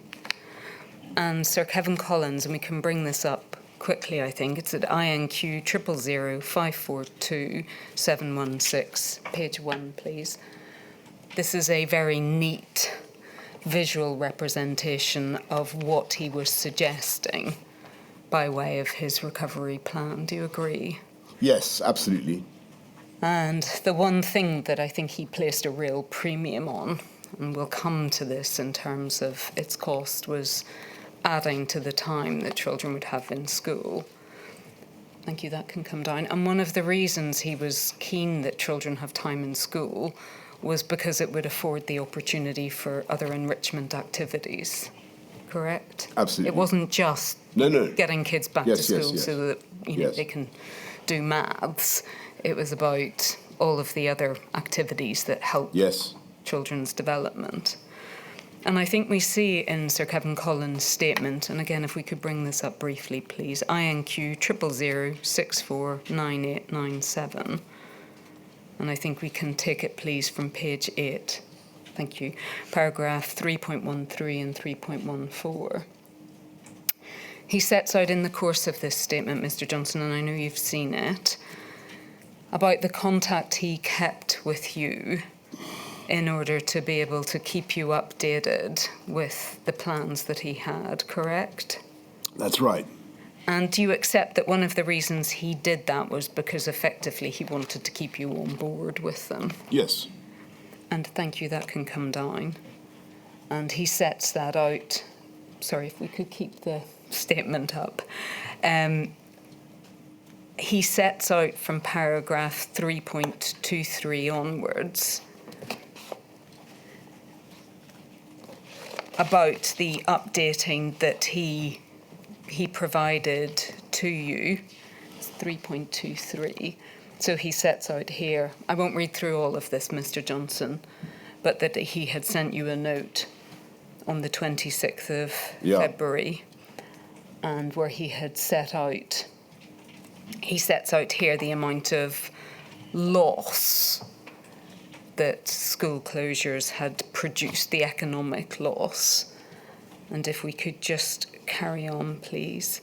At 3.24, he explains that he set out the pillars of his plan. Thank you. At 3.25, I think an endorsing note from you that you were pleased with his direction of travel. And then at 3.26 and 3.27, he explains that he also made clear the costs of his plans as well, correct? Yes. And I think importantly, for our purposes, he sets that out at 3.27. So in other words, on the 5th of March, Yes. he had provided the costings. And he explains, and again, we can take this from 3.39, please.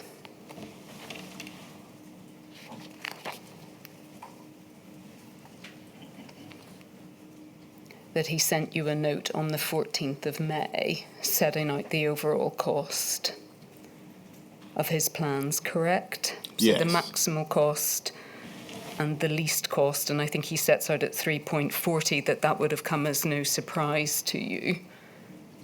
Yes. Because he had set that out a number of months before, correct? Yes. And it's right, Mr. Johnson, isn't it, that after this point, the plans were steadily whittled down? Yes. And not surprisingly, because 15.9 billion is a lot of money, but yes. Yes, well, I think the question is, why didn't you say that in the March of 2021 when he was developing those plans? Well, because I wanted to test his proposals, and I wanted to see the evidential basis for what he was arguing for. And you've made a point about timing and time in schools. And it's absolutely true that on the whole, the more time kids can spend in schools, the better it's going to be for them. And they'll, as you say, they will have opportunities to do things that will be of value. However, I think the overall cost of the time component of his proposals was the thick end of it. I mean, it was like 2/3, if not more, was the time. I may be wrong about that, but my memory it was a huge amount went on that proposal alone. And when I dug into it, the evidence for the remedial benefits for individual kids who'd suffered detriment to their learning was not very strong. And that was the point that was put to me both by the department and by my officials. The department, sorry, forgive me. So I had to make a difficult choice. It's not for the first time. We just spent 480 billion already on COVID. The country, even now, is struggling with a huge debt burden, which is putting up the cost of interest rates for everybody in this country. Just to throw another 10 billion on something for which the evidential basis is not very strong is not something that you should normally be doing. There was a policy in Kevin's plan, and I'm grateful to him. And I think he did it. And he was doing the right thing by his profession and by his beliefs in trying to get the maximum money out of government, out of me. What he did was entirely reasonable. But my job was to try and sort out what was really practical and sensible from what was going to be very difficult in a very tough fiscal environment. And so I thought that the direct targeted teaching to try to help individuals who had fallen behind sounded like a much better use of public money. And that was what we went for. And we spent very considerable sums on that. And I think it was the right thing to do on the whole, the tutoring program. I still think it's the right thing to do. I mean, what he was setting out to you over the course of months was his rationale as to why he put a premium on time and why he thought it was so important that children had that extra time in school, including so that they could do enrichment activities. Yeah, I understand. In other that. words, the longer I understand that completely, but it just didn't cohere with other advice I was being given about the benefits of the three offers. If we just look at his resignation letter, which is at INQ 000 542974.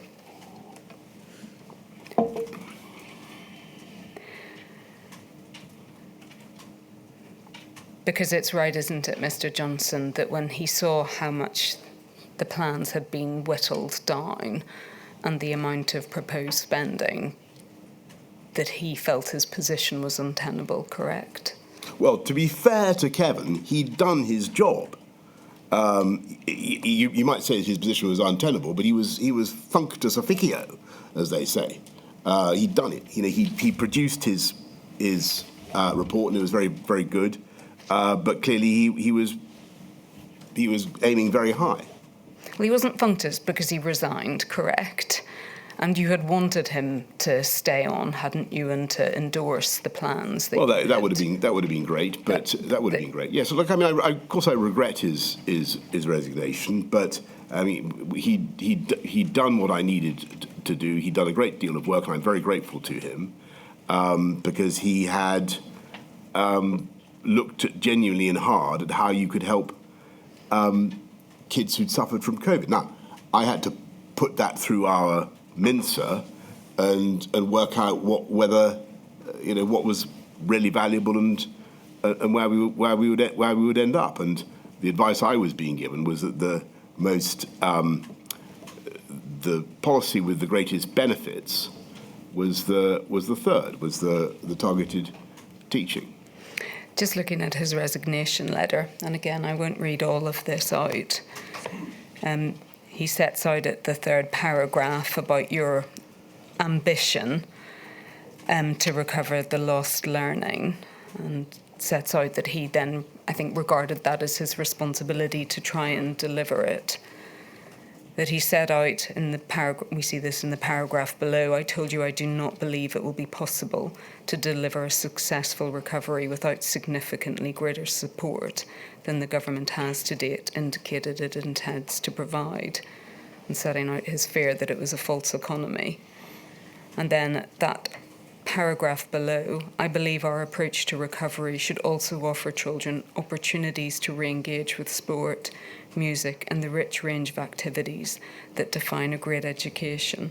I proposed extending school time as a way to provide this breadth, as well as to ensure that additional academic support does not cause existing enrichment activities to be squeezed out.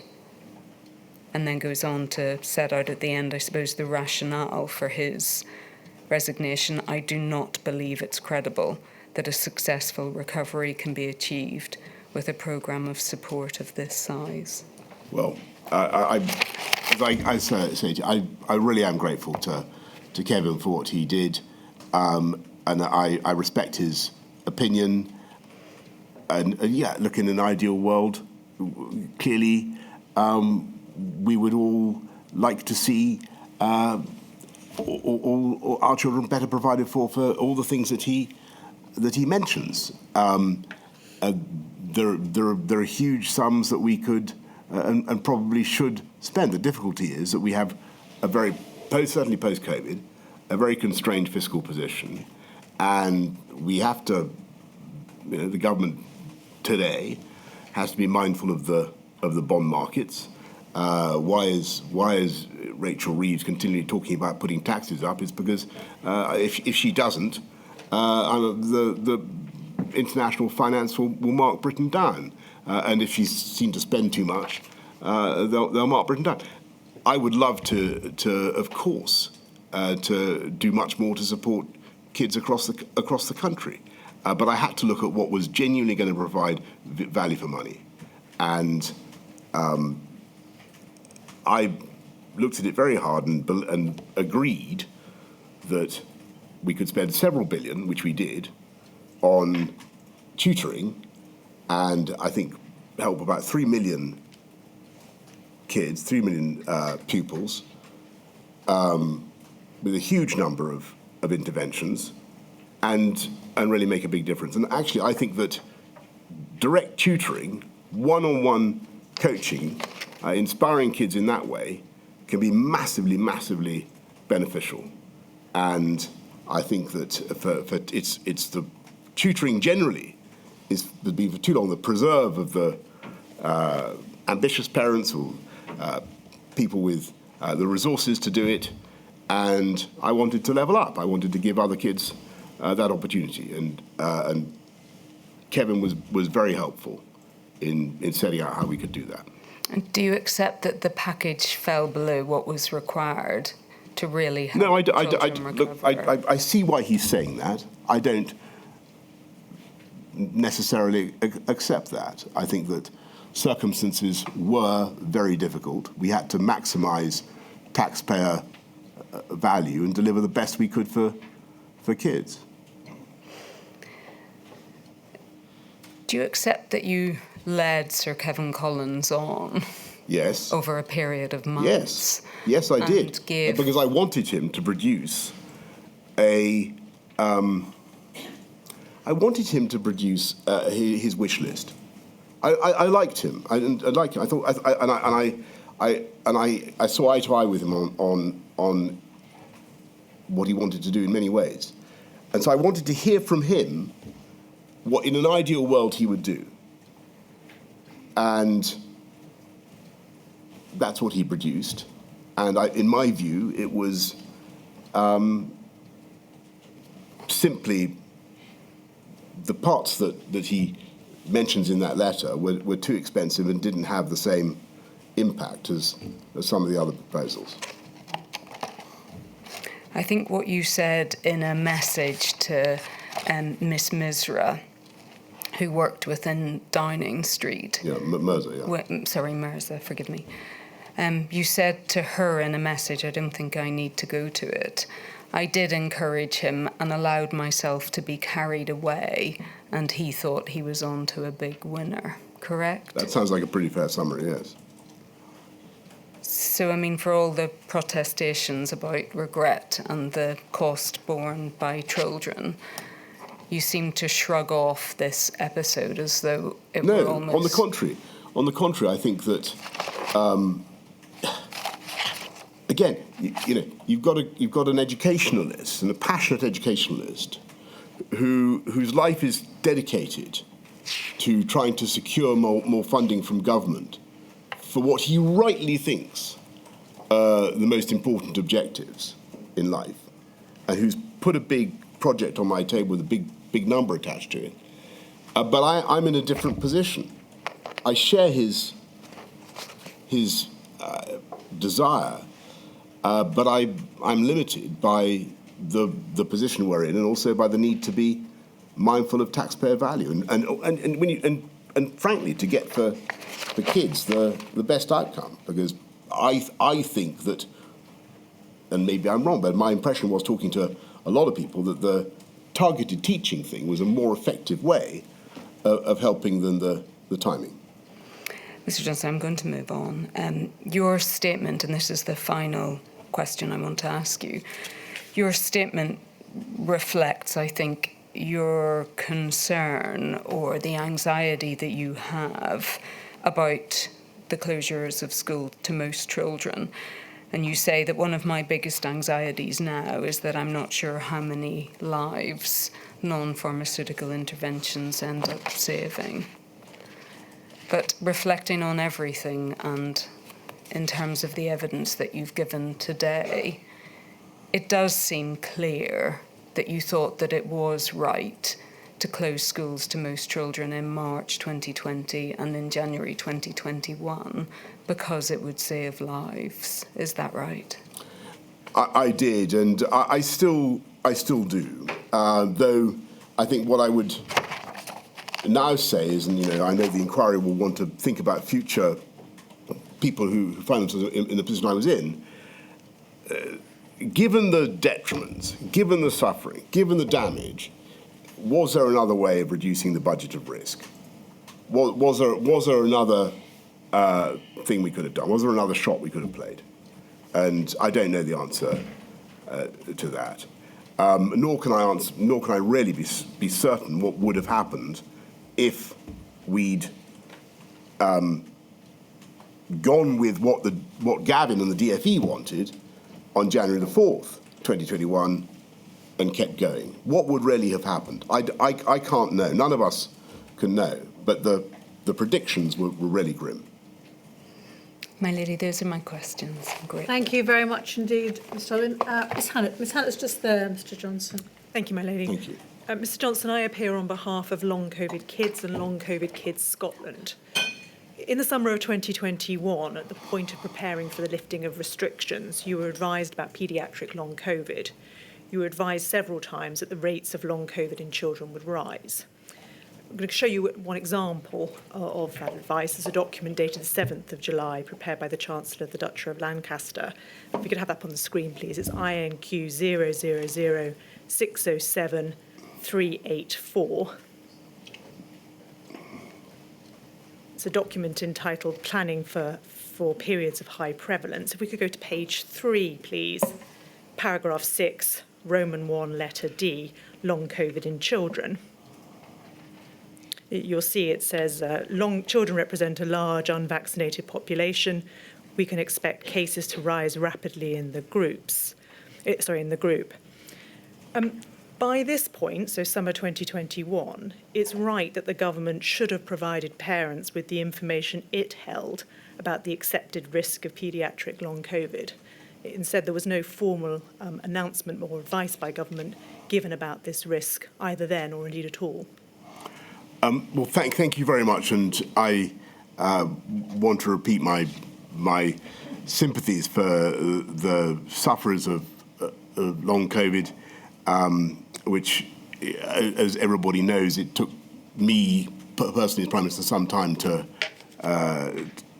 establish, and the facts about long COVID it took a while to be produced for me. And if you look, if we had this before, my lady, with the requests I made for a paper on it.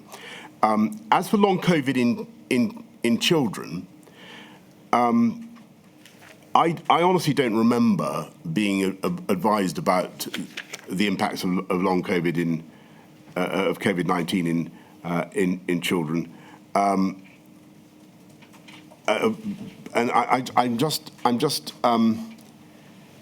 I just wonder whether this sentence, the long-term impacts of COVID-19 on children are largely known, but several reports point to the existence of long COVID in children. I'm confused by that sentence. I have to. Can I put it this way, Mr. Admit, Johnson? and I wonder whether it contains a mistake, because Mr. Johnson, you'll forgive me. I've got limited time. Can I just follow up in this way? It's right that the inquiry has before it a number of pieces of advice from summer of 2021 that set out the risk of long COVID to children. The government never communicated that risk to parents in summer of 2021. Do you accept that it ought to have done so? Well, certainly, if we had advice about the particular risks of long COVID in children, then we should have done so. All I can say is that I'm not quite clear what this particular sentence is saying, but I suspect that it contains a mistake, and that the word children now should be adults. But if you read Johnson, it, we have to take it as it says. It says long COVID in children, doesn't it? That's the starting point of the paragraph. I think we have to accept that the person who wrote it wrote to children. It's not quite clear what it's trying to say in that case, but yes. My lady, I'll leave it there. Thank you. Thank you, Ms Hannett. Mr Broach. Mr Broach is over there, Mr Johnson. Thank you, my lady. Mr Johnson, I have questions for you on behalf of the children's rights organisations. There's no doubt the government was under immense pressure in the early stages of the pandemic, but as time went on, there was space to reflect and make more considered decisions. Scotland and Wales, for example, considered the impact of non-pharmaceutical interventions on children and made decisions to exempt them from restrictions on social gatherings. In England, calls to do the same, for example, in relation to the rule of six, came from our organisations, the Children's Commissioner, and was supported by SAGE. And yet, despite there being no scientific evidence for the precise rules, of six, for example, children were not exempted. And we would say this is just one example of a sustained pattern of applying the same restrictions to children in England as to adults. Would you accept the reality was the government didn't consider children as rights holders in their own right and was seeing them merely through the lens of virus transmission and prioritising enforcement of the rules? I think that you're making a fair point about the rules generally. I think that looking back on it all, the whole lockdowns, the intricacy of the rules, the rule of six, the complexity, particularly for children, I think we probably did go too far, and it was far too elaborate. Maybe we could have found a way of exempting children. It's a very fair point. Thank you, Mr Johnson. In his evidence yesterday, Professor Whitty described that there was a budget of allowances and it was open to the government to decide how essentially to spend those allowances. Would you accept the government should have spent more of the social allowances in relation to children rather than focusing on matters that would have benefited adults and the economy? I do think that should be given much greater consideration. Look, I mean, I think we're going to have to, if hopefully this thing never happens again, but if we have to do anything like this again, I think we're really going to have to consider the whole NPI system, lockdowns, whether we want to go down that route at all, particularly whether we want to close schools, because, it really should be a measure of last resort. In the budget of allowances that you speak of, it should be the very last one to be spent, to be used, and we've got to find better ways of doing this. Throughout the entire course of the pandemic, in the various measures that were taken, at no point did the government guidance ever explicitly state that children playing was considered exercise and that parents supervising their children while playing or exercising was a valid reason to leave the house. The inquiry has heard powerful evidence from playing out in this module on this issue, including the particular difficulties for disadvantaged children, those who lacked private outdoor space. Was the impact on children's ability to play and exercise of the various rules and guidance and the disproportionate impact on disadvantaged children something that you actively considered at the time, or were you not aware of this particular problem? Well, I certainly was aware of the particular problem of kids who didn't have access to open space, but my understanding of them, or my memory of the rules, was that you could go outside for exercise, and that applied to everybody. So I mean, forgive me if I'm misremembering something or misunderstanding your point. The concern is that the guidance that was issued in various forms never expressly highlighted that children exercise and play very differently to adults. And right. So in terms of enforcement, we heard evidence and have heard significant evidence of children being told they couldn't be outside to play, even when they could. So was it an issue that you... Well, that's... I'm very sorry to hear that.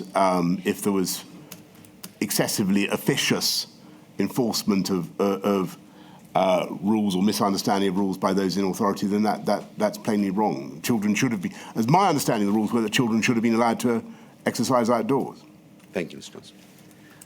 Counsel to the inquiry asked you earlier about the lack of direct contact with children and young people, which you answered in the context of the problems with assessment grading. But children, of course, have a right to participate in all decisions affecting them under Article 12 of the UN Convention on the Rights of the Child. However, they were excluded from participating in press conferences throughout the pandemic, and again, our organisations and the Children's Commissioner did urge government to include children's voices, but to no avail. Would you accept it was a mistake not to allow children to participate in government press conferences throughout the pandemic? I certainly think it was a mistake, as I've told Council to the Inquiry, for us not to find some way to interact more with children, particularly those who've been affected by the exams problems. And yes, I think that's a valid criticism. We could easily have done more there, and frankly, I don't know why we didn't. Mr. Johnson, I'm grateful. Thank you, my lady. Thank you, Mr. Broach. Mr. Jacobs over there. Mr. Johnson, questions on behalf of the Trades Union Congress. You've just given evidence and been asked questions about the R budget or the budget of risk and what may be the reality in a pandemic, that if school attendance is to be prioritised, that may require other parts of society to have or face greater restrictions. In August of 2020, with an R rate mercifully below 1 but precarious, and schools about to fully open and place an upward pressure on the R rate, the Eat Out to Help Out scheme encouraged significant numbers to socialise in restaurants. Rather than manage the R budget so as to facilitate school attendance and prioritise school attendance, was that an example of the government doing the opposite? Well, it's a very fair question. I know there's been a lot of shot and shell directed at Eat Out to Help Out over the last few years. But I've got to tell you, at the time, and this is my memory of it, at the time, my memory of it is it was discussed with the scientific advisors. My memory of it is that they did know about it. I might be wrong about that, but it seems wholly unlikely to me we would have come up with a policy that was unknown to them. And I think that it was thought to be within the budget of risk. And you know, we had an economy that was really struggling. Mr. Johnson, you may be answering questions that Mr. Keith asked you in Module 2 about the scientific advice and what have you, which I don't want to get into. I mean, yes, in simplistic terms, a national scheme to incentivise sitting in restaurants would seem, without needing terribly significant scientific acumen, to have an upward pressure on the R rate. So on this question of prioritisation, do you think actually on reflection that was the government not prioritising facilitating school attendance? I think genuinely, I think it's impossible to know. I think that's the terrible reality of all these interventions is we don't know the individual value of any of them. We speak about schools being 10 to 20% or whatever, but we don't know. I think that it was felt at the time that, given where the R was, given the state of the economy, it was reasonable to proceed with Eat Out to Help Out. Would you question that in retrospect? Well, lots of people have. But what it was that actually pushed the R back over 1, who knows? I'm going to try and deal with another topic in my time. Proactive engagement with unions in the education sector. You've been asked about a decision you made on the 6th of August 2020 to not share contingency plans. Realistically, Mr. Johnson, is that not the antithesis of having constructive and mature engagement with a sector that was responsible for educating children? The decision was not to prevent the contingency plans from being circulated at any stage. The decision was just to hold it back until such time as we really needed to go with it. And I'm sure that the unions and the schools would have been more than capable when the moment came of rising to it and dealing with it. But I'm sure everybody remembers that at the time there was some politics in the whole question of whether schools were safe, and I thought it was important to get kids back into school and to have some forward momentum, and that was the objective. Mr. Johnson, is it not the case that contingency planning was needed at that time? Because just as you and your government can see a fraught winter, school leaders can see a winter fraught with difficulty and having to teach in different ways, trying to support vulnerable children in very difficult circumstances. They need to be equipped. Yes, but the contingency you're talking about is closing schools. Well, I think it's a whole variety of contingencies, actually, that the Department of Education... No, this particular contingency was closing schools. I think that's my time. Thank you, Mr. Johnson. Thank you. Thank you, Mr. Jacobs. Ms. Beattie, who's just there.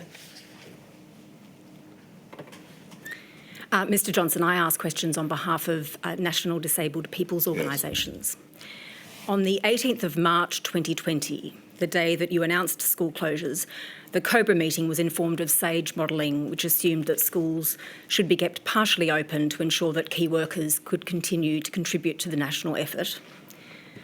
As at 18th of March, you tell us in your statement, you had no doubt that if schools closed, it would be devastating, and you were under no illusions that it would hurt the most vulnerable the most.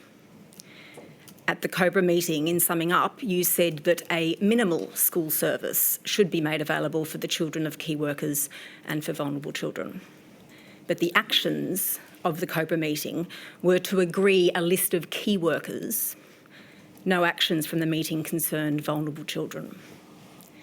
Now, Mr. Johnson, I'm sure you'll agree that actions speak louder than words. Do you agree that as at the 18th of March 2020, there should have been more focus and more action on the social care, health and therapy needs of disabled children and young people, given school closures would have an immediate and devastating impact on the provision of care and support to meet those needs?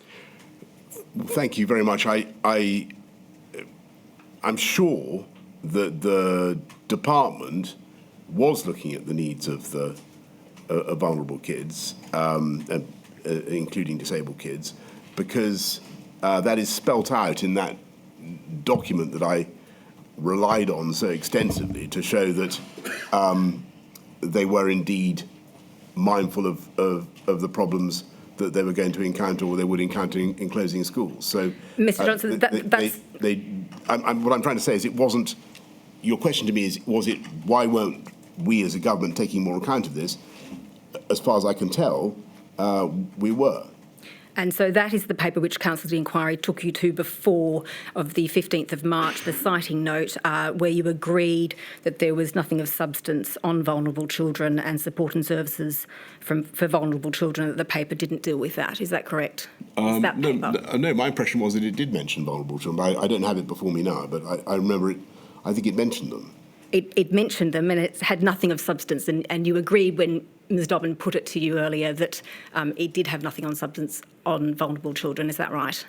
Well, I honestly, if that's what I don't remember saying that to Mrs Dobbin, but perhaps I did agree with her assertion. All I can say is that if you look at that paper, it contains a reference to the needs of vulnerable children, and perhaps we could have done more, and I'm more willing to accept that there were lessons we could have learned, and more we could have done. But it struck me then that was a pretty comprehensive list of the issues that the department faced. So it may have been a list of the issues, but what concrete measures did you put in place, or did you know were being put in place at the time to avert what you say you knew then was an immediate and devastating impact which would hurt the most vulnerable the most? Well, as far as I can remember, the most important thing we did was to try to keep schools open. Right, that was our best answer. Can you name anything else more specific than that? And to make sure that in the event of closures, that all the packages available for the support of vulnerable children, disabled children in particular, were still available to them. Now, how exactly that was going to be done was clearly a matter for the relevant departments. So, Mr Johnson, your answer seems to amount to the fact that you are taking steps to try to keep schools open. Is it in fact the case Yes. that the government's primary concern at that time was to make provision of a minimal school service for the children of key workers with insufficient focus on the needs of vulnerable children? I honestly, including disabled children? I doubt very much that we ignored the interests of vulnerable children. I really do. But it's now so long ago that I'd have to go back over the papers and look and see what we put in place. Nothing springs to mind. Well, not at this stage, and not without, I'm afraid, without notice of your question. But I'd be happy to write to you. Thank you, Ms Peachy. Mr Wagner, who's that way? Good afternoon, Mr Johnson. I act for Clinically Vulnerable Families.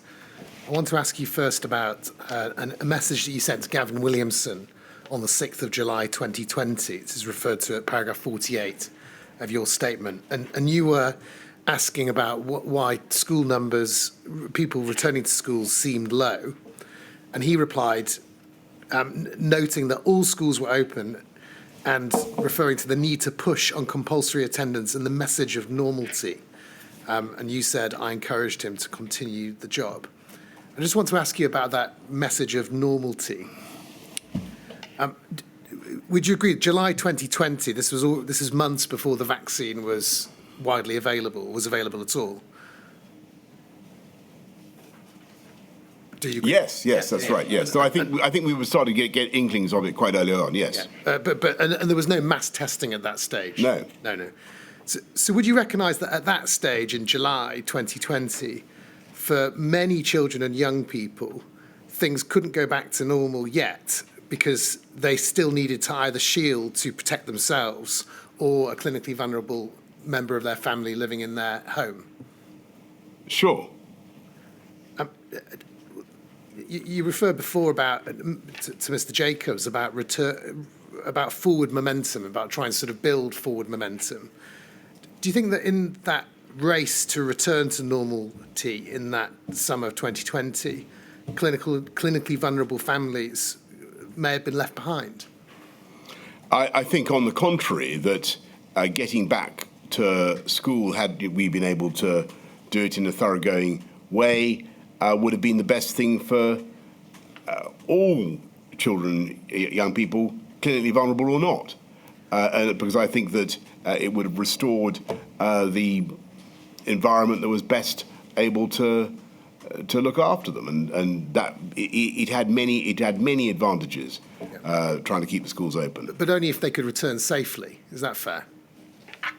Sure, but it was my view that schools should be made as safe as possible, and if they were safe, the kids should go back. But in schools, it wasn't always possible to enforce social distancing or have, particularly in the older buildings, good ventilation or enough space, was it?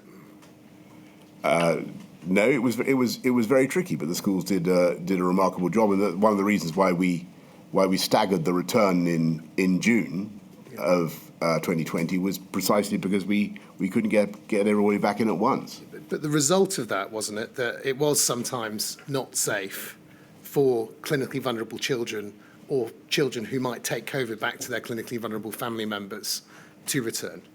Well, I think that there was always going to be an argument against reopening schools from that position, that you were going to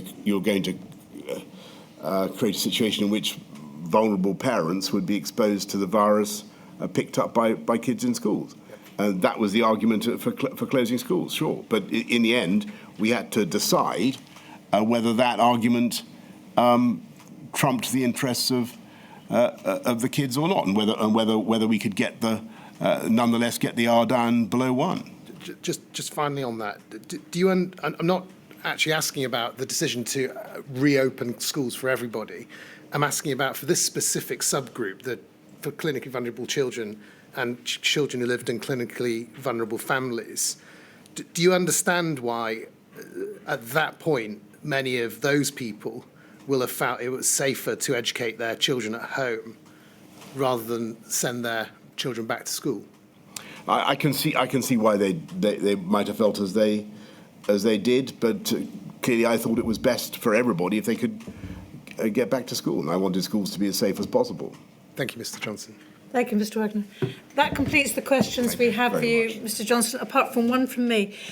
There are a number of people who've been making submissions and asking questions during the course of this module who believe, and there's a perception that the interests of children, well, generally, not just the loss of learning, weren't taken into account.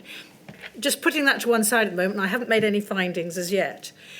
But if there were anything in that perception, as somebody who's got a lot of experience of working in government and, of course, leading the UK government as Prime Minister, could a Minister for Children, taking it as it away from just one government department, education, could a system of a Minister for Children work, and would it work? I've thought about that, my lady, and I wondered about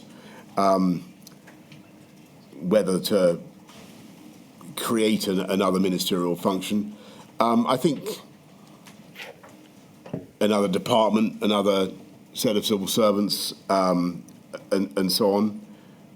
I have thought about it, and clearly there is an interest. We have a minister for women. We have all sorts of groups represented. I think, given how much we've heard today about the Department of Education's desire to keep proper desire to keep schools open and to represent the interests of children and young people, I think on the whole I would apply Occam's razor to this one, and just I would probably keep it with DFE. Because I think that in the end the parents should be responsible for children, is what I would say. Maybe an old-fashioned view, but that's what I would say. But the interests of children cross government departments, don't they? So, for example, detained children would be Home Office. Yeah, I mean, that is true. Look, I'm not. You're not. I'm not remotely hostile to the idea. I just think you've got to think very hard before you create new departments, divisions, new roles in government. We've seen already throughout this debate, how fractious and difficult it becomes when different ministerial interests start to collide, and we've got quite enough around the table on a subject like this. That's what I would say. That completes the questions we have for you, therefore, Mr. Johnson, and that completes the assistance that you're going to have to give the inquiry. Sorry, I'm so sorry. I think you did that last time too. I think you're obviously in a great rush to leave me. Sorry, it's like when the speaker stands up at the end of PMQs, you just belt for, you just run for it. That's what. Understood. Sorry. I appreciate you didn't intend any discourtesy. Sorry, forgive me. No, don't worry. Forgive me. Anyway, thank you very much indeed for the help that you've given to the inquiry. That's it. Thank you so much, my name. Thank you. I shall return at 1:55. All right.